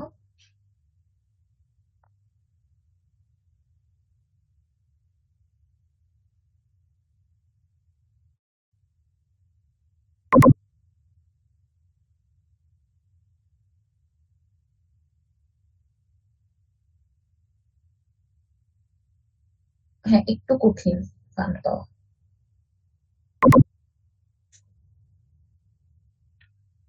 তো অনেকে যারা পড়তে আসে ওরা হচ্ছে হয়তো পার্সিয়াল ফান্ডিং পায়, তখন বাকিটা ওই যে অ্যাকাউন্ট যতটুকু ডেফিসিট থাকে ওটা দেখাইতে হয় যে সামহাউ সে সেটা বের করতে পারবে। আর এখানে যেমন ইসিআই এর যে মাস্টার্স প্রোগ্রাম ইসিআই তে, ওইটা ফান্ডেড না, কিন্তু এখানে আবার অনেক টিএ লাগে। সো সামহাউ আসলে প্রথম কোয়ার্টারটা নিজে চালাতে হয়, বাট পরে টিএ ম্যানেজ হয়ে যায়, বাট তার কি গ্যারান্টি নেই কোনো। সো মাস্টার্স এর জন্য মানে ফান্ড না পাইলে ইউএসএ না আসাটা বেটার। ওইটার জন্য হচ্ছে ইউরোপ বেটার, বা অনেক সময় ইউকে তে হচ্ছে কমনওয়েলথ স্কলারশিপ থাকে, সে ওটার তুমি দেখতে পারো। কমনওয়েলথটা একটু কম্পিটিটিভ, এটা দেখতে পারো। বাট মাস্টার্স এর জন্য বেস্ট আর কি ইজি অপশন হচ্ছে ইউএস ফান্ডার্স। আর ইউএসএ তে ট্রাই করে দেখতে পারো যদি কোথাও ফান্ডেড মাস্টার্স থাকে, অনেক জায়গায় থাকে অবশ্য। বা ওই যে স্টেট ইউনিভার্সিটি যেগুলো, স্টেট ইউনিভার্সিটি গুলোতেও ফান্ড থাকে। সো ওগুলো একটু তোমার খোঁজ খবর রাখতে হবে, ওয়েবসাইটে দেখতে হবে, ওয়েবসাইটে খুঁজে না পাইলে ওদের অ্যাড অফিসে ইমেল করতে হবে সব ইনফো। তার মানে তোমার আসলে এই ইনফরমেশন গ্যাদার করতেই বেশ ভালো একটা টাইম যাবে। তো ওই জন্য আর কি যত আর্লি শুরু করবে তত বেটার। আর যদি ডিরেক্টলি পিএইচডি করতে আসতে চাও সেটাও করতে পারো, পিএইচডি তে মোটামুটি ফান্ড আর কি থাকে গ্যারান্টিড। আর মাস্টার্স যে লাগেই দেশ থেকে ওরকম না, থাকলে বেটার, তোমার জন্য ভালো যে তোমার আগে থেকে একটা রিসার্চ এক্সপিরিয়েন্স ছিল বা পেপার ছিল। আর তুমি যদি আন্ডার গ্রাডুয়েট পেপারটা করে ফেলতে পারো তাহলে আসলে মাস্টার্স ডিগ্রিটা এত বেশি জরুরি না। আচ্ছা, এরপরে এখানে এখন টোফেলের প্রিপারেশন বা আইএলটিএস এর প্রিপারেশন কিভাবে নিবা? অনেকে হচ্ছে কোচিং করে, বাট কোচিং আসলে জরুরি না, অনেক তুমি ফ্রি ম্যাটেরিয়াল পাবে এখানে, শুধু শুধু টাকা খরচ করার দরকার নেই কোনো। সো এখানে আমি যেটা যেটা করছিলাম, আহ, এখানে একটা চ্যানেল আছে টিএসটি প্রেপের। সো এই প্লে লিস্টে হচ্ছে অনেকগুলা ভিডিও পাবা তুমি। তো এখান থেকে তুমি দেখতে পারো, দেখে দেখে প্রিপারেশন নিতে পারো। তারপর মাগুসার হচ্ছে একটা অ্যাপ আছে, ওখানে টোটাল 300 ওয়ার্ডের একটা ফ্ল্যাশ কার্ড দিয়ে প্র্যাকটিস করতে পারবে রেগুলার। তারপরে এখানে মক টেস্ট দিতে পারবে, যেখানে অনেকগুলো প্ল্যাটফর্ম না, ধরো 5টা। তো সবগুলো প্ল্যাটফর্মে মনে হয় একটা বা দুইটা করে বা তিনটা করে মক টেস্ট দেওয়া যায়। সো এরকম 5টা প্ল্যাটফর্মে তুমি 10টা মক টেস্ট দিতে পারবা, মানে হুইচ ইজ এনাফ আর কি, এত টেস্ট দেওয়ার দরকার নেই। সো তোমার আসলে কোনো পেইড সাবস্ক্রিপশনে কিনতে হবে না, ওরা তোমাকে তোমার টেস্টের পরে স্কোর বলবে, ফিডব্যাক দিবে, কিভাবে বেটার করা যায় সবকিছু বলবে। এখানে 5টা লিস্ট করা, তুমি হচ্ছে আরো যদি গুগল করো যে টোটাল ফ্রি মক টেস্ট, এরকম আরো অনেকগুলো লিস্ট থাকবে, সব জায়গায় তুমি চাই টেস্ট দিতে পারো। আচ্ছা, এরপরে আহ আমি যেটা সাজেস্ট করবো, আমি যেটা করছিলাম ফার্স্টে, আমি কিছু একটা মক টেস্ট দিয়ে দেখছিলাম যে প্রশ্নের প্যাটার্ন কেমন হয়, তারপরে কিছু ইউটিউব ভিডিও দেখছিলাম, ফ্ল্যাশ কার্ড থেকে ওয়ার্ড গুলা প্র্যাকটিস করছিলাম। তারপরে এখানে মক টেস্ট থেকে আমি পুরো পরীক্ষা একবারে প্রতিবার দিই নাই, কারণ প্রতিবার 2 ঘন্টা করে পরীক্ষা দেওয়া একটু আর কি, মানে বেশি বেশি পরীক্ষা দিতে হয় গেছে তখন, মানে এক্সস্টন চলে আসতো। তো আমি যেটা করছি, প্রথমে একটা মক টেস্ট থেকে খালি রিডিং টেস্টটা দিছি। সো ওখানে ফিডব্যাক পাইছি যে কোন জায়গায় ইমপ্রুভ করতে হবে, কি করতে হবে। দেন আরেকটাতে যে ধর রাইটিং দিছি আর লিসেনিং দিছি একটু একটু করে, আধা ঘন্টা করে। সো রাইটিং এর ফিডব্যাক আসছে, দেন লিসেনিং এর ফিডব্যাক আসছে। আরেক জায়গায় যে ধরো স্পিকিং দিছি আবার রিডিং দিছি, এরকম করে একটু একটু করে। তো 4 জায়গা থেকে 4টা পোর্শন দিছি, দেন লাস্টে যে এক জায়গা থেকে হচ্ছে পুরো টেস্টটা একবারে দিছি ওরকম করে। তো এখানে হচ্ছে চ্যাট জিপিটিও তোমাকে হেল্প করবে, বা তুমি হচ্ছে কিছু আহ, মানে মক টেস্ট জেনারেট করতে বলতে পারো যে তোমার রাইটিং টেস্ট দিতে বলতে পারো, দেন তোমার রাইটিংটাকে ইভ্যালুয়েট করতে বলতে পারো, কোথায় ইমপ্রুভ করা লাগবে। ইভেন তুমি স্পিকিং টেস্টও দিতে পারো, ওখানে হচ্ছে ভয়েস কমান্ড অন করে যারা তোমাকে ফিডব্যাক দিবে তোমার কোথায় ইমপ্রুভ করতে হবে। দেন আরো কিছু এআই টুল আছে, যেমন ওখানে তুমি ইন্টারভিউ প্র্যাকটিস করতে পারবা এআই ইন্টারভিউয়ারের সাথে, বা হ্যাঁ, তো ওখানে তুমি টোকেনও টেস্ট করতে পারো, বা পিএইচডি ইন্টারভিউ গুলো যেরকম হয় সেটার একটা মক টেস্ট দিয়ে আসতে পারো। ওইখানে হচ্ছে তোমার বেসিক্যালি সিভি আপলোড করতে হয়, তো সে ওই এআই তোমার সিভি থেকে তোমার তুমি আইডিয়া নেয়, দেন ওই সিভি থেকে ওই কন্টেন্ট ধরে তোমাকে প্রশ্ন করে। তো এগুলো একা একা প্র্যাকটিস করা ভালো রিসোর্স। এরপরে এখানে আরো কিছু আছে, এটা হচ্ছে আমি বানাই নাই, এটা আমার একটা জুনিয়র বানাইছিল। ও হচ্ছে ইউটি ডালাসে হয়েছে, ওইটা বানায় আমার সাথে শেয়ার করছিল। তো এখানে আরো কিছু টিপস লিখে রাখছি নিচে, এগুলো তোমাদের কাজে লাগতে পারে। তো এই জিনিসটা আই গেস নিজে নিজে পুরোটা করা সম্ভব, কোচিং করা লাগবে না। এটা তোমরা একসাথেও করতে পারো, প্র্যাকটিস যদি একা একা না আগায়, গ্রুপ করে। দেন এইসবই লেখার জন্য কার্নেগি মেলনের একটা ভালো গাইডলাইন আছে ওয়েবসাইটে, ওখান থেকে আমি রিসোর্সটা রেখে দিছি। আচ্ছা, সো এখানে ওরা যেমন কিছু গাইডলাইন দিছে যে তোমার পাস্ট এন্ড প্রেজেন্ট এক্সপিরিয়েন্স কে ফিউচারের সাথে রিলেট করা, যে তোমার এই এক্সপিরিয়েন্স এর কারণে তোমার প্রেজেন্ট রিসার্চটা এইদিকে যাচ্ছে, এবং এটাকে এক্সটেন্ড করে ফিউচারে এরকম জায়গায় নিয়ে যাওয়া যায়। সো এখানে ওরা কিভাবে লিখবা কিভাবে লিখবা না সেটা বলছে, যে এখানে কি বলছে দেখি। আচ্ছা, যেমন এখানে এভাবে বলতে মানা করছে যে আমি আসলে আইডিয়াল ক্যান্ডিডেট, আমি এই কোর্স গুলো কমপ্লিট করছি আমার আন্ডার গ্রাডে। তো হ্যাঁ, তো এভাবে বলার দরকার নেই। তারপর হচ্ছে আরেকটা কি বলছে এখানে, কার ল্যাবে জয়েন করছে, কি নিয়ে কাজ করছে সেটা, তো এটাও কিভাবে রিলেভেন্ট সেটা বলতেছে না। বাট ওরা এনকারেজ করছে এভাবে বলার জন্য যে আমার আগের যে মাস্টার্স ছিল সেটার কারণে আমি হচ্ছে এই ব্যাপারে নলেজ গ্যাদার করতে পারছি, যেটা একটা অ্যাসেট হিসেবে কাজ করবে যদি আমি ফিউচারে ওটা নিয়ে কাজ করতে চাই। তো এখানে মানে একই কথা বলছে, বাট ওটার টোন কিরকম হবে ওই জিনিসগুলো নিয়ে একটা আইডিয়া পাবা যদি এই ডকুমেন্টটা পড়ো। তো এটা পড়ার আগে হয়তো তুমি আগে নিজের মতো একটা ড্রাফট লিখতে পারো, দেন এখান থেকে স্ট্রাকচার ধরে ধরে দেখতে পারো মানে তোমারটা ঠিকঠাক ফলো করতেছে কিনা।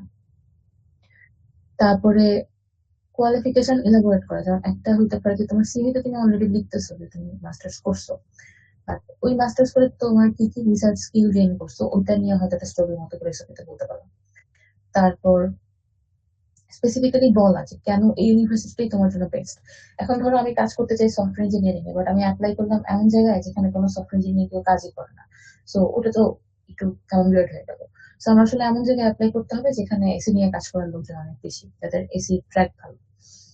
তারপরে প্রতিটা প্যারাগ্রাফে কি আছে সেটা মেইন আইডিয়া ফার্স্ট সেন্টেন্সে থাকা উচিত।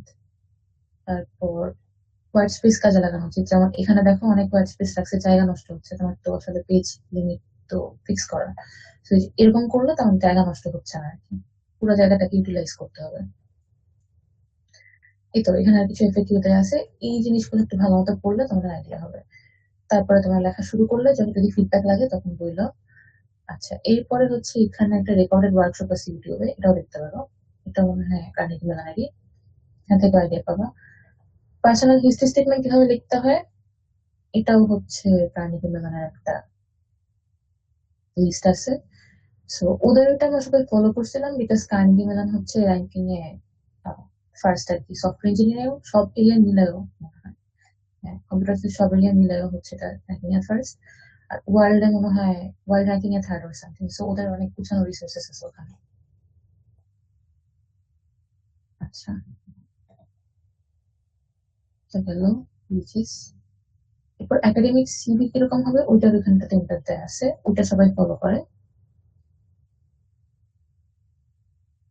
ওকে, সো প্রথমে দেখো কি থাকবে, যেরকম করে উপরে ছবি টবি দরকার নেই, তোমার নাম থাকবে এখানে, first name last name, email থাকবে, দেন একটা ডট দিয়ে হচ্ছে তোমার ফোন নাম্বার, কন্ট্যাক্ট নাম্বার থাকবে, লিঙ্ক থাকবে।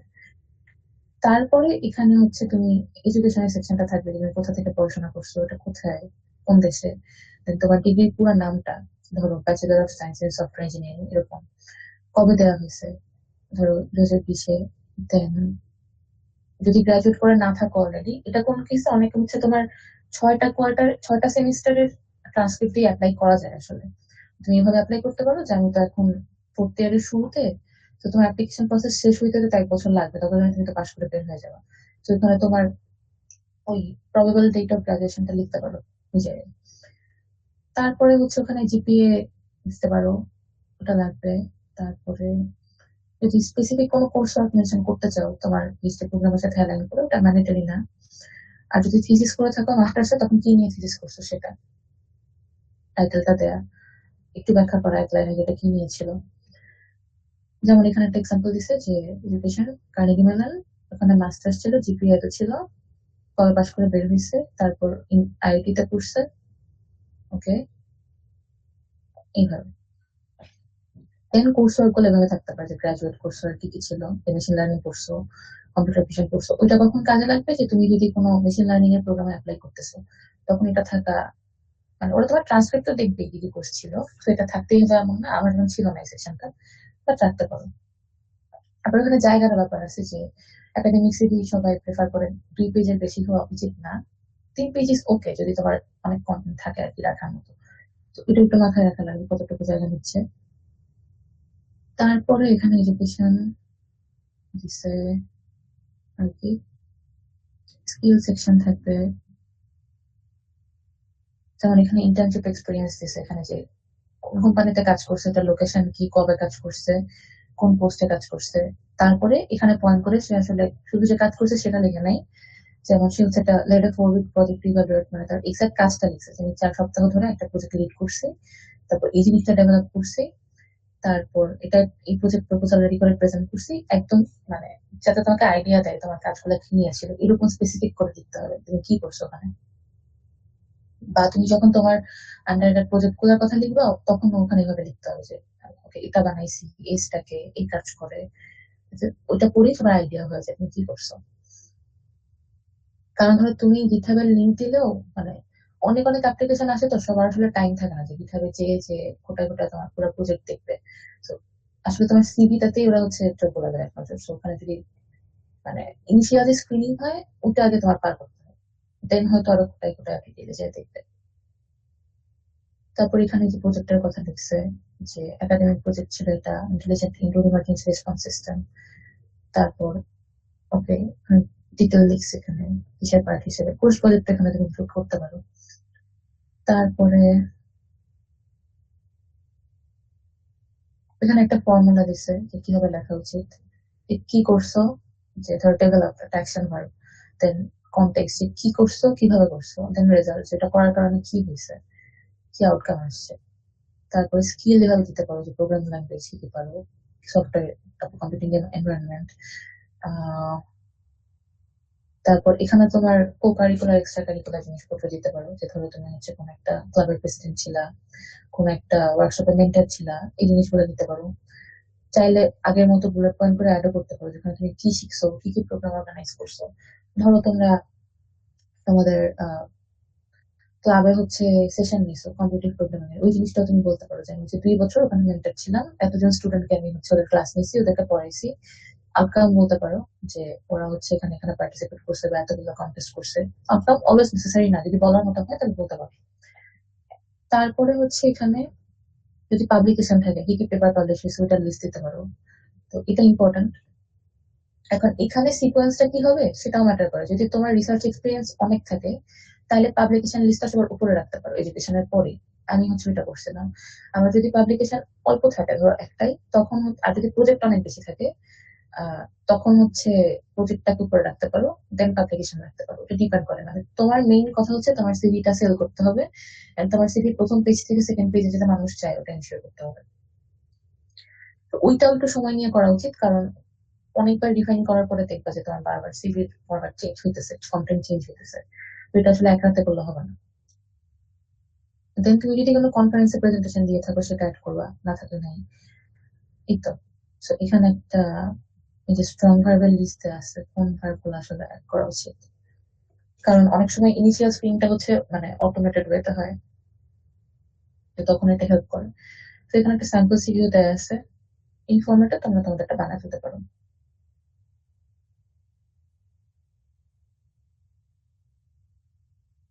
ওকে, এরপরে সিভি গেল। এরপরে হচ্ছে একটা পার্ট দিচ্ছে, লেটার অফ রিকমেন্ডেশন। আচ্ছা, এইটা হচ্ছে সব জায়গায় মিনিমাম 3টা লাগে, কোনো কোনো জায়গায় 5টা লাগে। ওকে, সো এই লেটার অফ রিকমেন্ডেশনটা তোমাকে একটু আগে থেকে, যার কাছ থেকে নিতে চাও তাকে বলতে হবে, সেও তোমাকে একসাথে দিবে না। সো ধরো তুমি যদি চিন্তা করে থাকো যে এই বছর তুমি অ্যাপ্লাই করবা, সো মার্চ এপ্রিলের দিকেই যেই প্রফেসরদের থেকে নিবা তাদেরকে বলে রাখতে পারো যে আমি অ্যাপ্লাই করবো, সো একটা লেটার অফ রিকমেন্ডেশন দিয়ে। সো এটা নর্মালি বাইরে যেটা করে ওই প্রফেসর নিজেই এলওআর লিখে দেন সাবমিট করে। আর বাংলাদেশে যেটা হয় যে মানে প্রফেসর আসলে এত মনে থাকে না তোমার সাথে তার কি ইন্টারাকশন ছিল, বা থাকলেও তার আসলে টাইম নাই, বিকজ অ্যাপ্লিকেশন সিজনে তারা হচ্ছে ধরো 20-25 জনকে এলওআর দেয়, তো সবগুলো তো সে বসে বসে লিখবে না। তো সে যেটা করে যে তোমাকে বলে তুমি লিখে নিয়ে আসো, তুমি একটা ড্রাফট রেডি করো আগে, কারণ তোমার মনে আছে তোমার তার সাথে কি কি ইন্টারাকশন ছিল। তুমি এখন কার থেকে নিতে পারো এলওআর, ধরো তোমার প্রফেসর তুমি ক্লাস করছো, যে তোমার ডিরেক্ট টিচার ছিল, যার সাথে তুমি তোমার রিসার্চ প্রজেক্টে কাজ করছো, বা টিচারই হইতে হবে এমন না, ধরো কোনো সিনিয়র বাইরে কোনো পিএইচডি স্টুডেন্ট তার সাথে তুমি 1 বছর কাজ করছো কোনো রিসার্চ প্রজেক্টে, সে তোমাকে ভালো করে চিনে, সেও তোমাকে এলওআর দিতে পারে। বা তোমার অফিসার বস দিতে পারে, তোমার টিম লিড দিতে পারে যে তোমাকে ভালো করে চিনে। তো যে আর কি তোমার স্কিল সম্পর্কে বা কাজ সম্পর্কে বলতে পারবে। তো তুমি তখন ওই এক্সপিরিয়েন্স নিয়ে হচ্ছে একটা ড্রাফট রেডি করে প্রফেসরের কাছে বা টিম লিডের কাছে নিয়ে যাবা। তারা হচ্ছে এটাকে একটু ডিফাইন করবে, করে তুমি যখন অ্যাপ্লিকেশন করো পোর্টালে, যে ওইখানে আহ, কারা তোমাকে এলওআর দিবে তাদের নাম এন্ড ইমেল অ্যাড করার একটা অপশন থাকে। তো তুমি যখন তাদের ইমেলটা অ্যাড করবে তাদের কাছে ইমেল একটা লিঙ্ক চলে যাবে, দেন ওরা হচ্ছে ওদের দিক থেকে ওই এলওআরটাকে আপলোড করে দেবে। And তোমার আর কি একটু নক দিয়ে দিয়ে এনশিওর করতে হবে যে আসলে ঠিক টাইমে আপলোড করছে কিনা। আপলোড করলে তোমার কাছে পোর্টালে আপডেটেড দেখাবে যে ওকে এবার সাবমিটেড। আর যদি সাবমিট না করে তখন একটু তোমার নক দিতে হবে সাইটে সাবমিট করেন। ওই জিনিসটা একটু টাইম লাগে, কারণ ধরো এমন না হয় যে তুমি এক প্রফেসরের কাছ থেকে এবার নিবা, সে হয়তো ওই তোমার অ্যাপ্লিকেশনের ডেডলাইন যে হয়েছে ওই উইকে কোনো একটা কনফারেন্সের বাইরে চলে গেছে, তো তুমি তখন তাকে রিচ করতে পারতেছো না। এটা যত আগে নিয়ে রাখতে পারো, ধরো ডেডলাইনের 1-1.5 মাস আগে থেকে, মানে পোর্টাল তো অনেক আগে ওপেন হয়, 2 মাস আগে সেপ্টেম্বর থেকে ওপেন হয়। তো যখন ওপেন হয় তখন তোমার সবকিছু ডকুমেন্ট রেডি না থাকলেও তুমি পোর্টালে অ্যাকাউন্ট হচ্ছে সাইন আপ করে দেন কিছু কিছু ফিল্ডে ফিল আপ করতেই পারো, যে তোমার নাম ঠিকানা, দেন ডিগ্রি কোথায় কোথায় ছিল, ট্রান্সক্রিপ্ট গুলা ওগুলা পিডিএফ গুলা সবগুলো আপলোড করে, মানে গ্রাজুয়ালি তুমি হচ্ছে প্রোগ্রেসিভ হয়ে থাকে। সো সেপ্টেম্বর থেকে একটু একটু করে করতে পারো, লাস্ট মোমেন্টে সব একসাথে করা উচিত না, বিকজ পোর্টালে অনেক কিছু থাকে, একটা পোর্টালে সবকিছু করতে তোমার 3-4 ঘন্টা সময় লাগবে। সো একটু একটু করে একটা করে ডকুমেন্ট রেডি হবে আর তুমি আপলোড করতে থাকবে। সো ওগুলা বিভিন্ন আগে থেকে লয়ারের কাজটা করা দরকার। সো এখন দেখো তুমি যদি, যেহেতু তোমার অ্যাটলিস্ট 3টা লাগবে লয়ার, তো তুমি যদি একই প্রফেসরের সাথে মনে করো তুমি সেকেন্ড ইয়ার প্রজেক্ট করছো, থার্ড ইয়ার প্রজেক্ট করছো, ফোর্থ ইয়ার প্রজেক্ট করছো, কারোর সাথে তুমি কোনো কাজই করো না, তখন যেটা হবে ওই একজন প্রফেসর তোমাকে নিয়ে অনেক ভালো অ্যাওয়ার্ড দিতে পারবে। বাট বাকি যে 2জন, ওদের হয়তো তুমি কোনো একটা কোর্স করছো, তো এ বাদে আর কোনো ইন্টারাকশন ওদের সাথে তোমার নাই, তোরা হয়তো এত কিছু লিখতে পারবে না। তো এখানে বেটার হয় যে আমার সেকেন্ড ইয়ার প্রজেক্ট হচ্ছে একজনের সাথে ছিল, থার্ড ইয়ার প্রজেক্ট আরেক প্রফেসরের সাথে ছিল, দেন ফাইনাল ইয়ার প্রজেক্ট আর মাস্টার সুপারভাইজার হচ্ছে আরেকজন ছিল। So আমি 3জনের থেকে 3টা alone নিতে পারছি। দেন আরেকটা হচ্ছে আমার আগের অফিসের সিইও থেকে নিয়েছিলাম। আরেকটা হচ্ছে আরেকজন টিচার, তার সাথে আমার ডিরেক্টলি রিসার্চ নাই বাট কোর্স ওয়ার্ক ছিল 2টা, তার থেকে নিয়েছিলাম, যেখানে 5টা লাগে সেখানে দেওয়ার জন্য। দেন তোমার এখানে প্রায়োরিটি সেট করতে হবে, বেস্ট 3টা এলোয়ার তুমি আগে দিবা।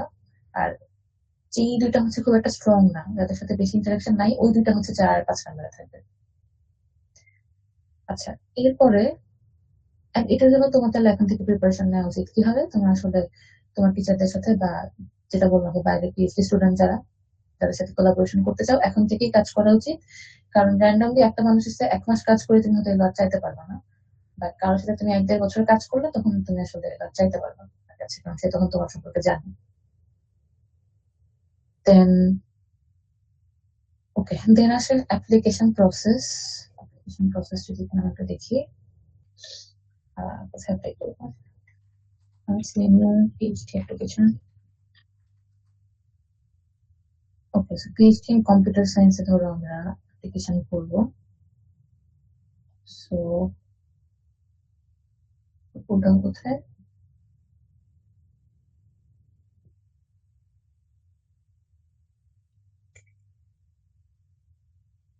উম, আচ্ছা পোর্টালে তো এখন ওপেন না, বিকজ এখন অ্যাডমিশন সিজন না, সেপ্টেম্বরের দিকে আবার ওপেন হবে।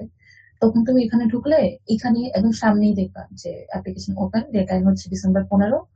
দেন তোমাকে পোর্টালের লিঙ্ক দেবে আর কি, ওখানে ডিরেক্ট হচ্ছে ওখান থেকে সাইন আপ করতে পারবা, বাট এখন প্রবাবলি নাই এখানে, ফার্স্ট পেজেই থাকে।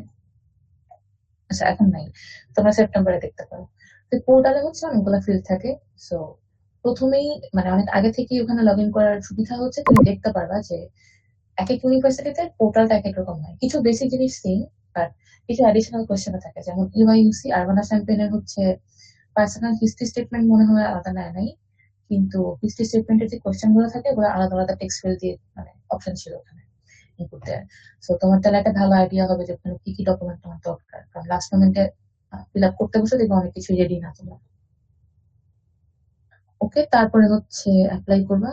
এই হচ্ছে মোটামুটি প্রসেস। এখন বলো তার কোনো প্রশ্ন আছে কিনা।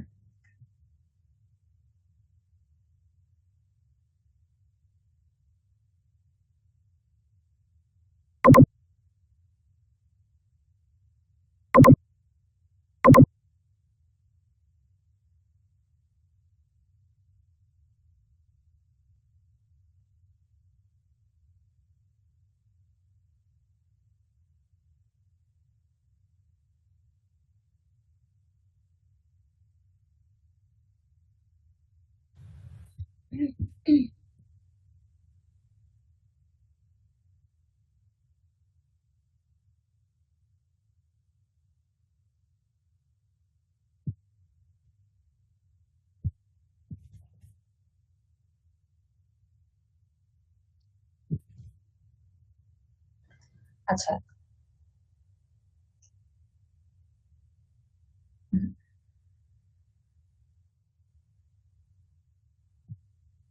হুম,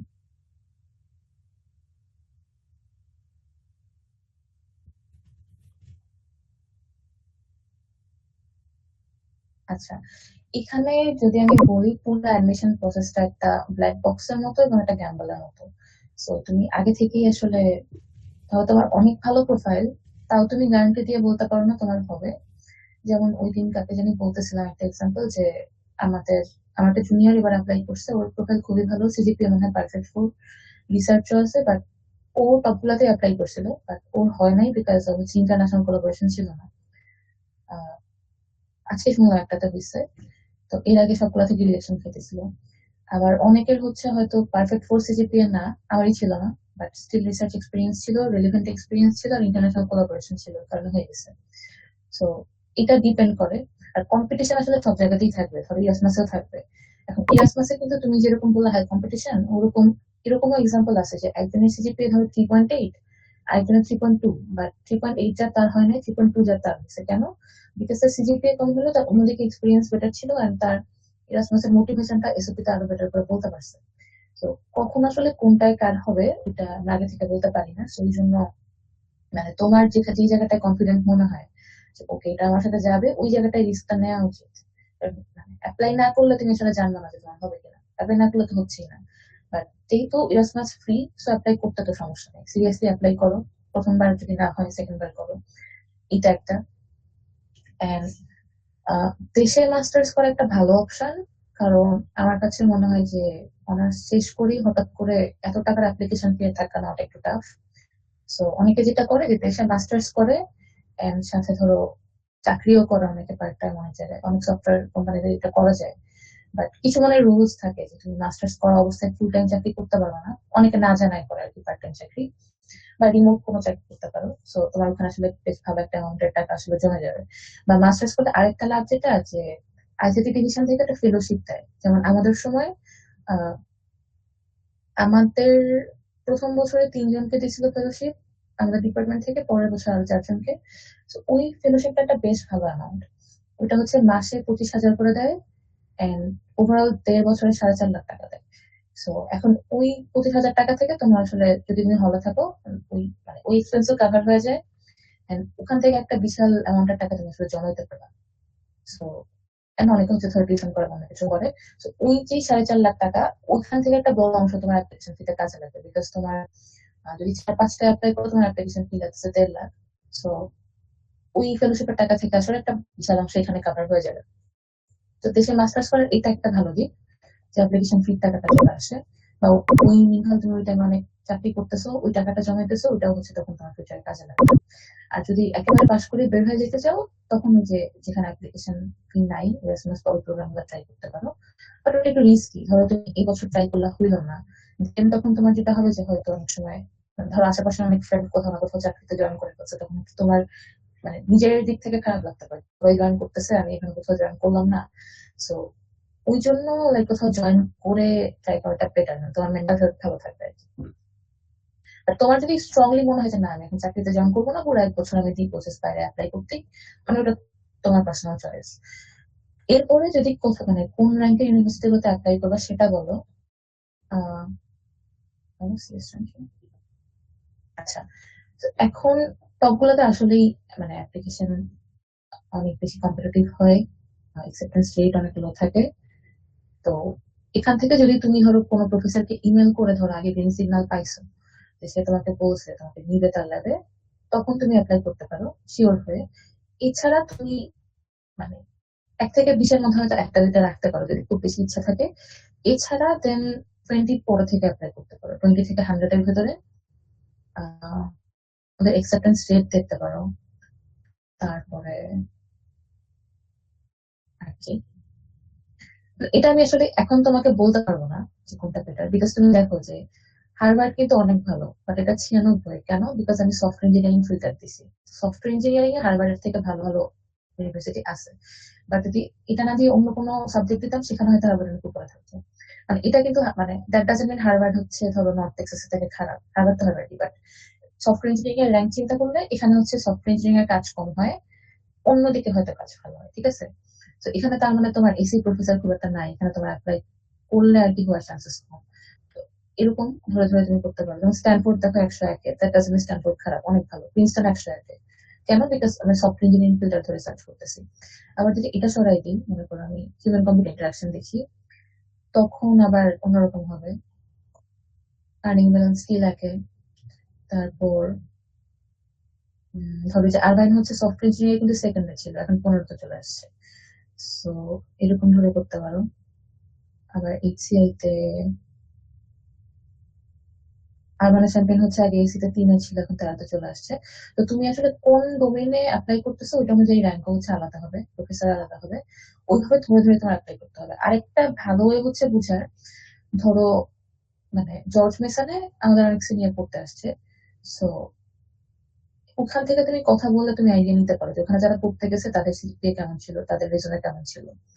বা ধরো ভার্জিনিয়া টেকে যারা পড়তে গেছে তাদের সিজিপিএ বা এক্সপিরিয়েন্সেস কেমন ছিল। তো ওদের সাথে একটু কথাবার্তা বললে যেটা হবে, মানে অনেক মানুষের সাথে কথা বলবা, তোমাদের কিন্তু সিনিয়র নাই, তোমরা তাহলে কি করবা? ফেসবুক আছে, ওখানে তুমি আসলে অনেক মানুষকে দেখবা যারা হচ্ছে বাইরে পড়তেছে। সো র্যান্ডমলি নক দিতেই পারো। ফ্রেন্ড লিস্টে যদি কেউ থাকে তাহলে হয়তো রিপ্লাই দিবে, আর ফ্রেন্ড লিস্টে না থাকলে অনেক সময় মেসেজ রিকোয়েস্টে যে জমা থাকে, অনেকে চেক করে না থাকে রেগুলারলি। সো পরিচিত যারা আছে তাদের সাথে এখন থেকেই কথাবার্তা বলো, তাদের থেকে শুনো যে রিকোয়ারমেন্ট কি কি, আহ, তোমার সিভি নিয়ে হচ্ছে অ্যাপ্লাই করলে অ্যাকসেপ্টেন্সের চান্সেস কিরকম। বা তোমাদের সিভি তো এখন ধরো থার্ড ইয়ারে তো ডেফিনেটলি অনেক কিছু নাই, তো নেক্সট তোমাদের 1 বছরে অনেক কিছু অ্যাড করতে হবে, বাট 1 বছরে সবকিছু অ্যাড করা অনেক টাফ। ওই কারণে দেশে মাস্টার্স করলে যেটা হয়, তুমি 1.5 বছর এক্সট্রা পাও। যেমন আমি যদি মাস্টার্স করার আগে আমার আন্ডার গ্রাজুয়েট সিভি নিয়ে অ্যাপ্লাই করতাম, তাইলে হয়তো আমার মানে জিনিসটা একটু কঠিন হইতো, বাট কারণ হচ্ছে তখন আমার রিসার্চ এক্সপিরিয়েন্স ছিল না। বাট মাস্টার্স এর 1.5 বছরে আমার হচ্ছে যে 4টা পেপার হয়েছে, এবং মাস্টার্স এর পরে আমি আরো 2 বছর বাংলাদেশে ছিলাম, ওই টাইমে যে আমি কাজ করছি তখন আমার ইন্টারন্যাশনাল কোলাবোরেশন হয়েছে। ওই যে অ্যাডিশনাল প্রজেক্ট গুলো, ওটা কিন্তু আমি তখন মাস্টার্স না করলে আমার সিভিতে থাকতো না। তো তখন অ্যাপ্লাই করলে আমি যেখানে চান্স পাইতাম, মানে ওই জিনিসটা অনেকখানি চেঞ্জ হয়ে গেছে। আমি আরো অলমোস্ট ধরো 4 বছর পরে অ্যাপ্লাই করার কারণে ওই 4 সাড়ে 4 বছরে আমার সিভিতে আরো অনেক কিছু অ্যাড করতে পারছি। তো ওইটা একটা জিনিস যে তুমি যদি হচ্ছে ওরকম প্ল্যান থাকে যে এখনই দেশ ছেড়ে যাবা না, বা অনেকের ফ্যামিলি ইস্যুস থাকতে পারে যে এখন যাওয়াটা হয়তো পসিবল না, পরে যাইতে হবে, ইন দ্যাট কেস তোমরা হচ্ছে মাস্টার্স করতে পারো বা ইন্ডাস্ট্রিতে জয়েন করতে পারো কোথাও। এন্ড মিনওয়াইল পাশাপাশি হচ্ছে তোমরা ওই রিসার্চ কাজগুলো করে সিভি আরো ভারী করতে পারো, পরে অ্যাপ্লাই করতে পারো। ওইটা টোটালি ডিপেন্ড করে তোমার গোলের উপরে, তুমি কি করতে চাও। এই তো। আর কিছু সেফ অপশন রাখতে পারো, যে ধরো 80 থেকে 90-র ভেতরে, বা 100-এর ভেতরে, বা 100-এর পরে।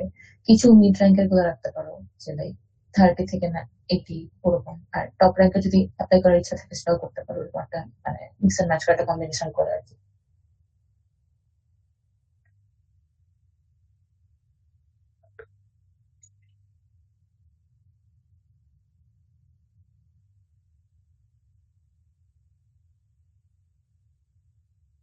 এটা কোনো প্রশ্ন?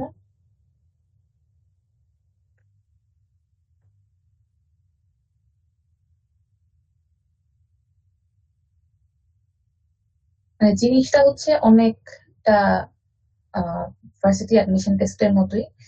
ওই টাইমে আমরা জানি যে আমরা আমাদের আসলে বেস্টটা দিয়ে ট্রাই করতেছি, কিন্তু অ্যাডমিশন টেস্ট আসলে কি হবে, অনেক সময় ধরো একটা পরীক্ষা তো খারাপ হয়ে গেছে, এই জন্য তোমার পুরো ডেস্টিনেশনই চেঞ্জ হয়ে গেছে, এরকম হতে পারে।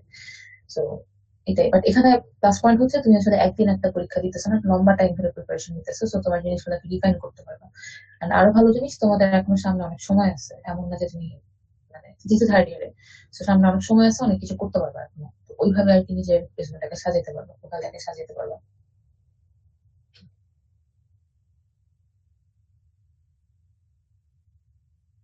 এন্ড ওই টাইমে অনেক বেশি মানে ডিপ্রেস লাগবে অ্যাপ্লাই করার টাইমটাতে। মানে অনেক সেলফ ডাউট হবে যে হচ্ছে কিনা, ঠিক মতো হবে কিনা। যখন অ্যাকসেপ্টেন্স এর ইমেল আসা শুরু করে, শুরু থেকে কতগুলো রিজেকশন ইমেল আসবে দেখবে অনেক খারাপ লাগতেছে। বা শুরুতে যদি একটা অ্যাকসেপ্টেন্স ইমেল আসে তখন হয়তো বেটার লাগবে আর কি। তো ওই জিনিসগুলো, ওই জন্য বেটার পুরো প্রসেসটা একা একা না করে ওই কাজটা যদি একসাথে করতে পারে। একসাথে বলতে কি, যে আমাদের লাস্ট হলে আমরা যারা একসাথে অ্যাপ্লাই করবো, আমাদের একটা মেসেঞ্জার গ্রুপ ছিল, ওখানে 4-5 বছর মানুষজন ছিল, সবাই অ্যাপ্লাই করতেছিল।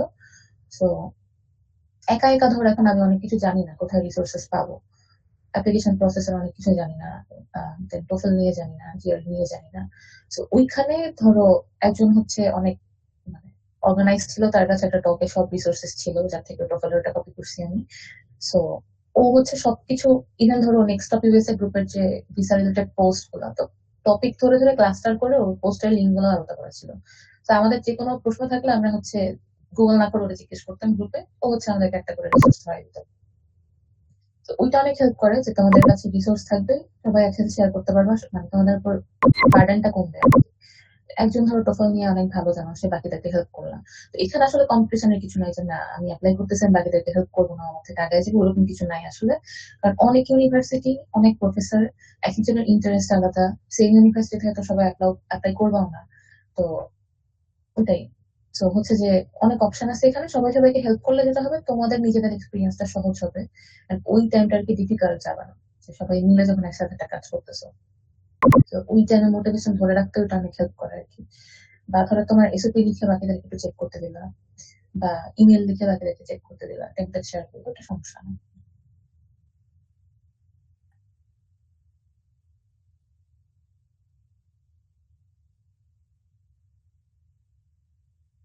তার কোনো প্রশ্ন নাই?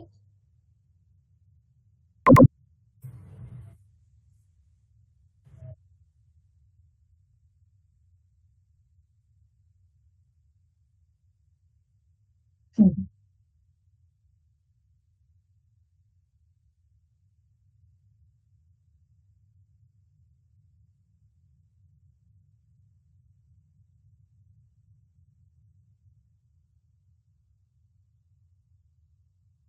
না ওখানে, না ওখানে প্রফেসর ইমেল করতে হবে না, ওইখানে জাস্ট তোমার যখন প্রোগ্রাম ওয়াইজ পোর্টাল ওপেন হবে, এখানে ধরো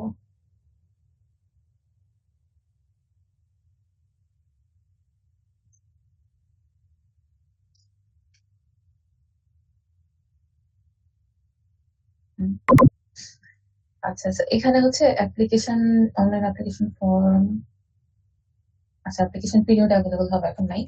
সো ওইখানে ফর্ম থাকলে ওরা হচ্ছে তোমাকে ওয়েবসাইটটা বলে দিবে যে কোথা থেকে পোর্টালটা হচ্ছে সাইন আপ করতে হবে। কখনো কখনো ধরো প্রোগ্রামের ওয়েবসাইটে ওদের ফর্মটা থাকে না, ওদের ফর্মটা থাকে কোন এক, ধরো এটা কোন কোন ইউনিভার্সিটি করতেছে, আবু একাডেমি, তারপর হচ্ছে এটা মনে হয় ফিনল্যান্ডে, 4টা ইউনিভার্সিটির নাম দেওয়া আছে এখানে।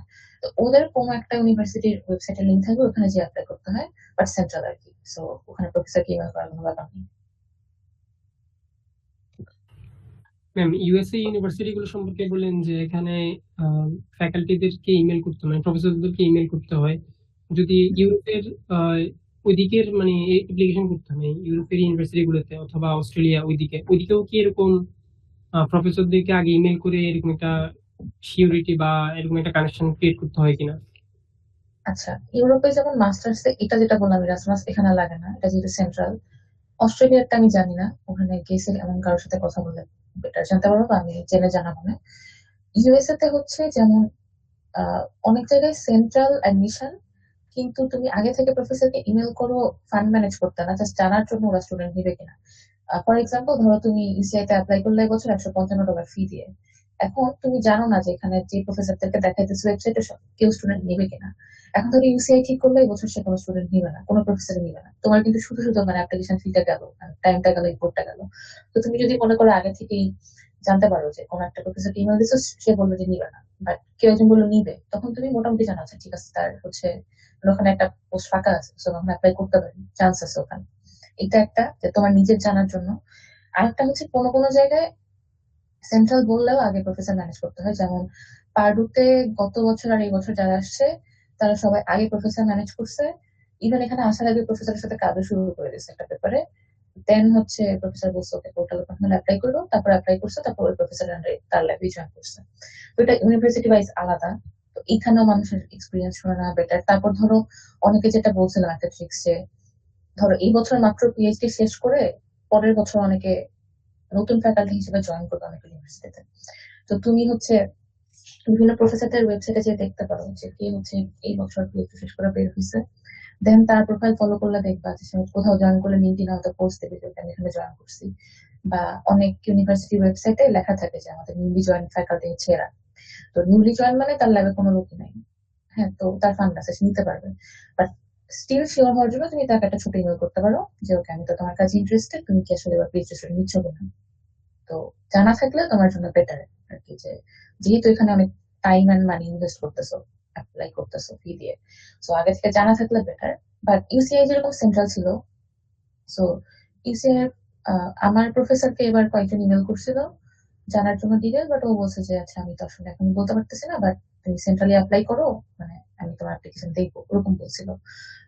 আরেকটা জিনিস যেটা আগে থেকে তুমি তাকে তোমার হচ্ছে সিভি এন্ড এসওপি দিয়ে হচ্ছে যদি ইমেল করে রাখো, তোমার নামটা তার মাথায় থাকে, এন্ড যদি তোমার সিভি থেকে তার ভালো লাগে তখন সে হচ্ছে অ্যাপ্লিকেশন কমিটিকে আর কি তোমার ব্যাপারে প্রেফারেন্স দেয় যে আচ্ছা ওকে আমি ওর প্রোফাইল দেখছি আমার ভালো লাগছে, So ওইটা হেল্প করে। সো প্রেফারেন্স দেওয়ার জন্য আর কি জিনিসটা ভালো, আগে থেকে একটু সামহাও একটা কন্ট্যাক্ট রাখা। আবার ইউকে তে সম্ভবত পিএইচডি করতে গেলে অ্যাপ্লিকেশন আলাদা, স্কলারশিপ আলাদা ম্যানেজ করতে হয়, প্রফেসর আলাদা ম্যানেজ করতে হয় আগে থেকে, মানে ওটা এক এক জায়গায় এক এক রকম। বাট আমার কেসে যেরকম আমি ইউসে যেই প্রফেসরকে ইমেল করছিলাম সে রিপ্লাই দেয় নাই, বাট এসওপি তে যাদের মেনশন করছিলাম ওখান থেকে একজন হচ্ছে আমাকে মানে সেন্ট্রালি অ্যাপ্লাই করার পরে যখন শর্ট লিস্ট হয়েছে তখন আমাকে সেই ইমেল করছে যে ইন্টারভিউ নিবে, ওরকম ছিল আর কি। আবার আমি সব থেকে কম ইমেল করছিলাম আসলে 5টা মনে হয় মাত্র, বাট আরো অনেকে এমনও আছে যে 200টা ইমেল করছে, এরকমও আছে। সো ওটা তোমার উপরে যে তুমি কাদের মানে কতজন ইমেল করতে চাও, কতগুলো ইন্টারভিউ দিতে চাও।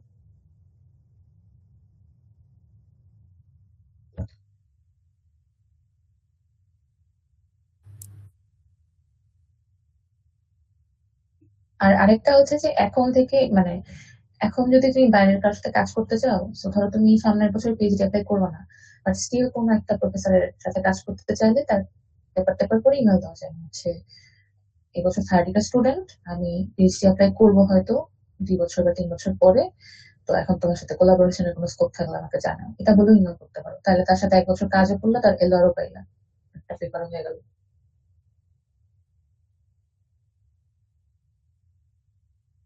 তারপর অনেক জায়গায় অনেক সামার প্রোগ্রাম হয়, যেমন আরবানা শ্যাম্পেইনে হচ্ছে প্রতি সামারে ওরা রিসার্চ অ্যাসিস্ট্যান্ট আর রিসার্চ ইন্টার্ন নেয়, আনপেইড, বাট ওদের হচ্ছে অনেক মেন্টর থাকে, ওরা তোমার সাথে কাজ করবে, ওখান থেকে একটা পেপারও হয়ে যেতে পারে। সো ওখান থেকেও তোমার অনেক প্রফেসরের সাথে বা পিএইচডি স্টুডেন্টের সাথে কথাবার্তা হবে যাদের সাথে কাজ করে দেন এলআর নিতে পারো। সো ওটাতে আর কি অ্যাপ্লাই করতে পারো। এরকম অনেক ইউনিভার্সিটির এরকম সামার প্রোগ্রাম থাকে। আর এই জিনিসগুলো একটু চোখ কান খোলা রাখতে হবে, যে লিঙ্কডইনে প্রফেসরদেরকে এখনই ফলো দিয়ে রাখবা। সো কারো যদি নতুন প্রফেসর থাকে ওরা লোক লাগলে লিঙ্কডইনে পোস্ট টোস্ট দেয়, ওগুলো অনেক কাজে দেয়। অনেকে টুইটারেও প্রফেসর থেকে ফলো দিয়ে রাখে, টুইটার থেকে প্রফেসর খুঁজে পায়। আমার ছিল না, বাট আমি লিঙ্কডইনে কিছু পাইছি। দেন ফেসবুক যে গ্রুপগুলো এরাসমাসের বা নেক্সট টপিক আছে ওগুলা তো অ্যাড হয়ে থাকবে।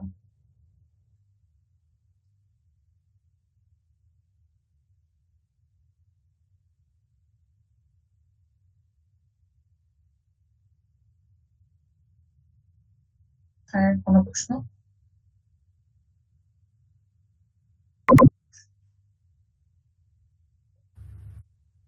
ম্যাক্সিমাম জিনিসে মনে হয় কভার হয়ে গেছে।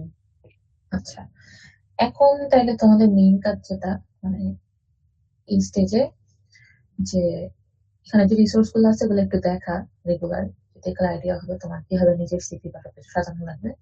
আর এখন হচ্ছে মেনলি তোমার কাজ করতে হবে, যে প্রজেক্টের কাজ করা, রিসার্চ এক্সপিরিয়েন্স নেওয়া, বেশি করে পেপার পড়া। এখন থেকেই মোটামুটি ইউনিভার্সিটি ওই ওয়েবসাইটে যেয়ে প্রফেসরদের ওয়েবসাইট ঘুরে ঘুরে দেখতে পারো। মানে এটা একটা রেগুলার হ্যাবিটের মতো করে যাওয়া উচিত আর কি, যে স্ট্যান্ডার্ডলি বসে একটা প্রফেসর কি কি নিয়ে কাজ করলো তার ওয়েবসাইট থাকলে আইডিয়া থাকলো এখন থেকে। সো পেপার পড়া, পেপারের কাজ করা, প্রফেসরদের ইমেল করা, ওদের কাজ দেখা, এগুলো হচ্ছে এখন তোমাদের মেইন কাজ। বাকিগুলা ল্যাঙ্গুয়েজ টেস্ট পড়ে দিলেও হবে। বা চাইলে এখন থেকে প্রিপারেশন নিতে পারো একটু একটু করে, বাট ওইটা একদিন আসে বেশি লাগবে না প্রিপারেশন নিতে। এগুলো ধরো যেই বছর অ্যাপ্লাই করবো ওই বছরের শুরুতে লেখা শুরু করতে পারো, জানুয়ারি ফেব্রুয়ারি থেকে মার্চে। এগুলো এখন দরকার নেই, মিনি তোমার কাজ হচ্ছে এখন এই জিনিসগুলো। আর একটু স্কলারশিপ নিয়ে খোঁজ খবর নেওয়া, এরাসমাসে কি কি লাগে ওয়ার্কশপ গুলো অ্যাটেন্ড করা, ইউটিউবে অনেক ভিডিও পাবা এরাসমাসের প্রিপারেশন নিতে কি করতে হয়। সো ওগুলো একটু দেখতে থাকো, তাহলে অনেকখানি আইডিয়া পেয়ে যাবে। আচ্ছা, টকটা হচ্ছে আমি শেয়ার করে দিব না আমাদের সাথে।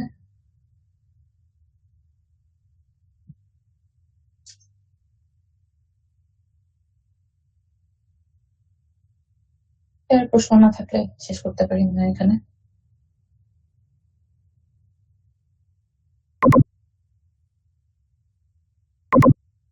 ঠিক আছে, না থ্যাংক ইউ ম্যাম, আমাদের মানে ছুটির দিন হয়েও আর কি এরকম টাইম দেওয়ার জন্য সবগুলো ডিটেলসই বলছেন। আর এগুলো আই গেস ফলো করলে আর কি হয়ে যাবে। যদিও ম্যাম আমার কাছে পার্সোনালি লাগতেছে যে অনেক ইনফরমেশন, একটু ওভারওয়েলমিং লাগতেছে যে এত কিছু কেমনি কিভাবে করবো। বাট দেখা যাবে যে হয়তো মানে এই প্রসেসে ঢুকে গেলে হয়তো ফলো আপ করতে করতে একসময় হয়ে যাবে সবকিছু। হ্যাঁ, মানে পুরো প্রসেসটা আসলেই অনেক বেশি ওভারওয়েলমিং। এবং ওই টাইমে যদি তোমরা যেটা বললাম যে কোথাও কোথাও চাকরি করতেছো, সো অফিস করে এসে রাতে আবার এগুলো নিয়ে বসা, মানে অনেক ঝামেলা। ওই কারণেই গ্রুপে সব একসাথে করলে দেখবা যে একটু স্ট্রাকচার ওয়েতে করতে পারতেছো। আর যত আগে থেকে শুরু করবা মেন্টালি আর কি প্রিপেয়ার থাকবা, যে আর টাইমলাইন ভাগ করে না যে এখন এটা করবো এখন এটা করবো, একটু ইজি হবে। স্টিল ওই ফেসটা আর কি অনেক ওভারওয়েলমিং যাবে। জি ম্যাম। সবচেয়ে হার্ড মনে হয় যে মানে প্ল্যানিং স্টেজটা, যে মানে আমরা কি আসলে কি মাস্টার্স কি দেশে করব নাকি বাইরে যাব নাকি চাকরি করব, এরকম প্ল্যানিং করা ম্যাম। আর হচ্ছে ফাইন্যান্সিয়াল যে ব্যাপারগুলো আর কি মনে হয় ম্যাম যে এখানে সবচেয়ে হার্ডেস্ট পার্ট মনে হয় আমার কাছে কেমন জানি এইগুলোই মনে হচ্ছে যে ব্যারিয়ার গুলো। এটাই প্রথমত হচ্ছে যে তুমি নিজে ডিসাইড করা যে দেশে থাকবা না বাইরে যাবা, না কখন যাবা, কোন বছরে যাবা, মাস্টার্স নাকি পিএইচডি কোন দেশে। আর এইগুলা হচ্ছে ন্যারো ডাউন করতে অনেক টাইম যায়, কারণ তুমি আসলে নিজে অনেক সময় জানো না তুমি কি চাও। সো ওইরকম করে ন্যারো ডাউন করার পরে হয়তো তুমি যখন ফাইনালি একটা লিস্ট বানাইছো ওইটা, মানে তখন ইমপ্লিমেন্ট করাটা ইজি। আর টাকা পয়সার ব্যাপারটা আসলে অনেক সিরিয়াস আর কি এখানে। সো ওই জন্য আমি সাজেস্ট করবো যে ওদেরকে আগে থেকে ইমেল করা যে আমি আন্ডার স্টুডেন্ট, আমার পক্ষে আসলে অ্যাপ্লিকেশন ফি দেওয়া সম্ভব না। সো তখন ওরা হচ্ছে আর কি করে দেয় আর কি ওয়েবার দেয়। ওয়েবারের জন্য অ্যাপ্লাই করাটাই বেটার অ্যাপ্রোচ। আদারওয়াইজ যদি হচ্ছে যে মাস্টার্স ফেলোশিপ পাও, এখানে মাস্টার্স করো, বা হচ্ছে এরাসমাসের বাইরে যে যখন ইয়ে করবা মাস্টার্স করবা, তখন তোমার যে স্টাইপেন্ড পাইতেছে প্রতি মাসে ওখান থেকেও হচ্ছে সেভ করতে পারো। বাট স্টিল আর কি যদি ওয়েবার পাও ওইটা বেটার।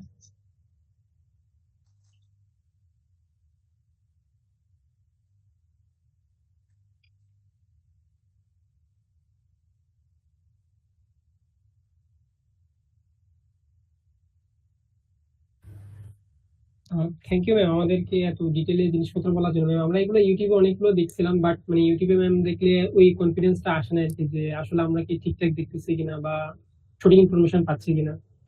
তো সরাসরি আপনার সাথে মানে আপনার যে ইনফরমেশন গুলো দিচ্ছেন এটা দেখে অ্যাটলিস্ট আমরা ওইটা বুঝতে পারি যে আমরা কি যা জানতেছি বা সঠিক ইনফরমেশন আমরা ঠিকঠাক মানে পাচ্ছি আর কি। এটা একটা আসলে কনফিডেন্স নিজেদের মধ্যে বিল্ড আপ করতে সাহায্য করে আর কি। হুম, আহ, ওইটাই তো এখন হচ্ছে। হ্যাঁ, বলো। মানে এটাই ম্যাম আমার সময় দেওয়ার জন্য ধন্যবাদ আর কি। হ্যাঁ, ওয়েলকাম। এখন শুরু করো, আর পরের ফেজ গুলাতে যখন ধরো এসওপি মানে আসলে অ্যাপ্লাই করবা, তখন মানে এসওপি লিখে আর কি রিভিউ করতে দিও, বা এই ধরনের লাগলে বললো ওগুলা পরে। আপাতত বা ইমেল করলে হচ্ছে কোনো প্রফেসরকে তুমি ইমেল করতে যাচ্ছ, ইমেল রিভিউ করে নিতে চাইলে করতে পারো।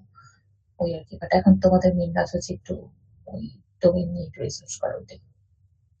ঠিক আছে, যেখানে কিছু লাগলে বললো। আর যদি হচ্ছে ধরো অস্ট্রেলিয়া বা অন্য দেশে যারা হচ্ছে কমনওয়েলথ স্কলারশিপ পাইছে, ওদেরও কোনো সেশন লাগে বললো। মানে পরিচিত অনেকে আছে, বলবো না সেশন নিতে পারে, তাহলে বললাম।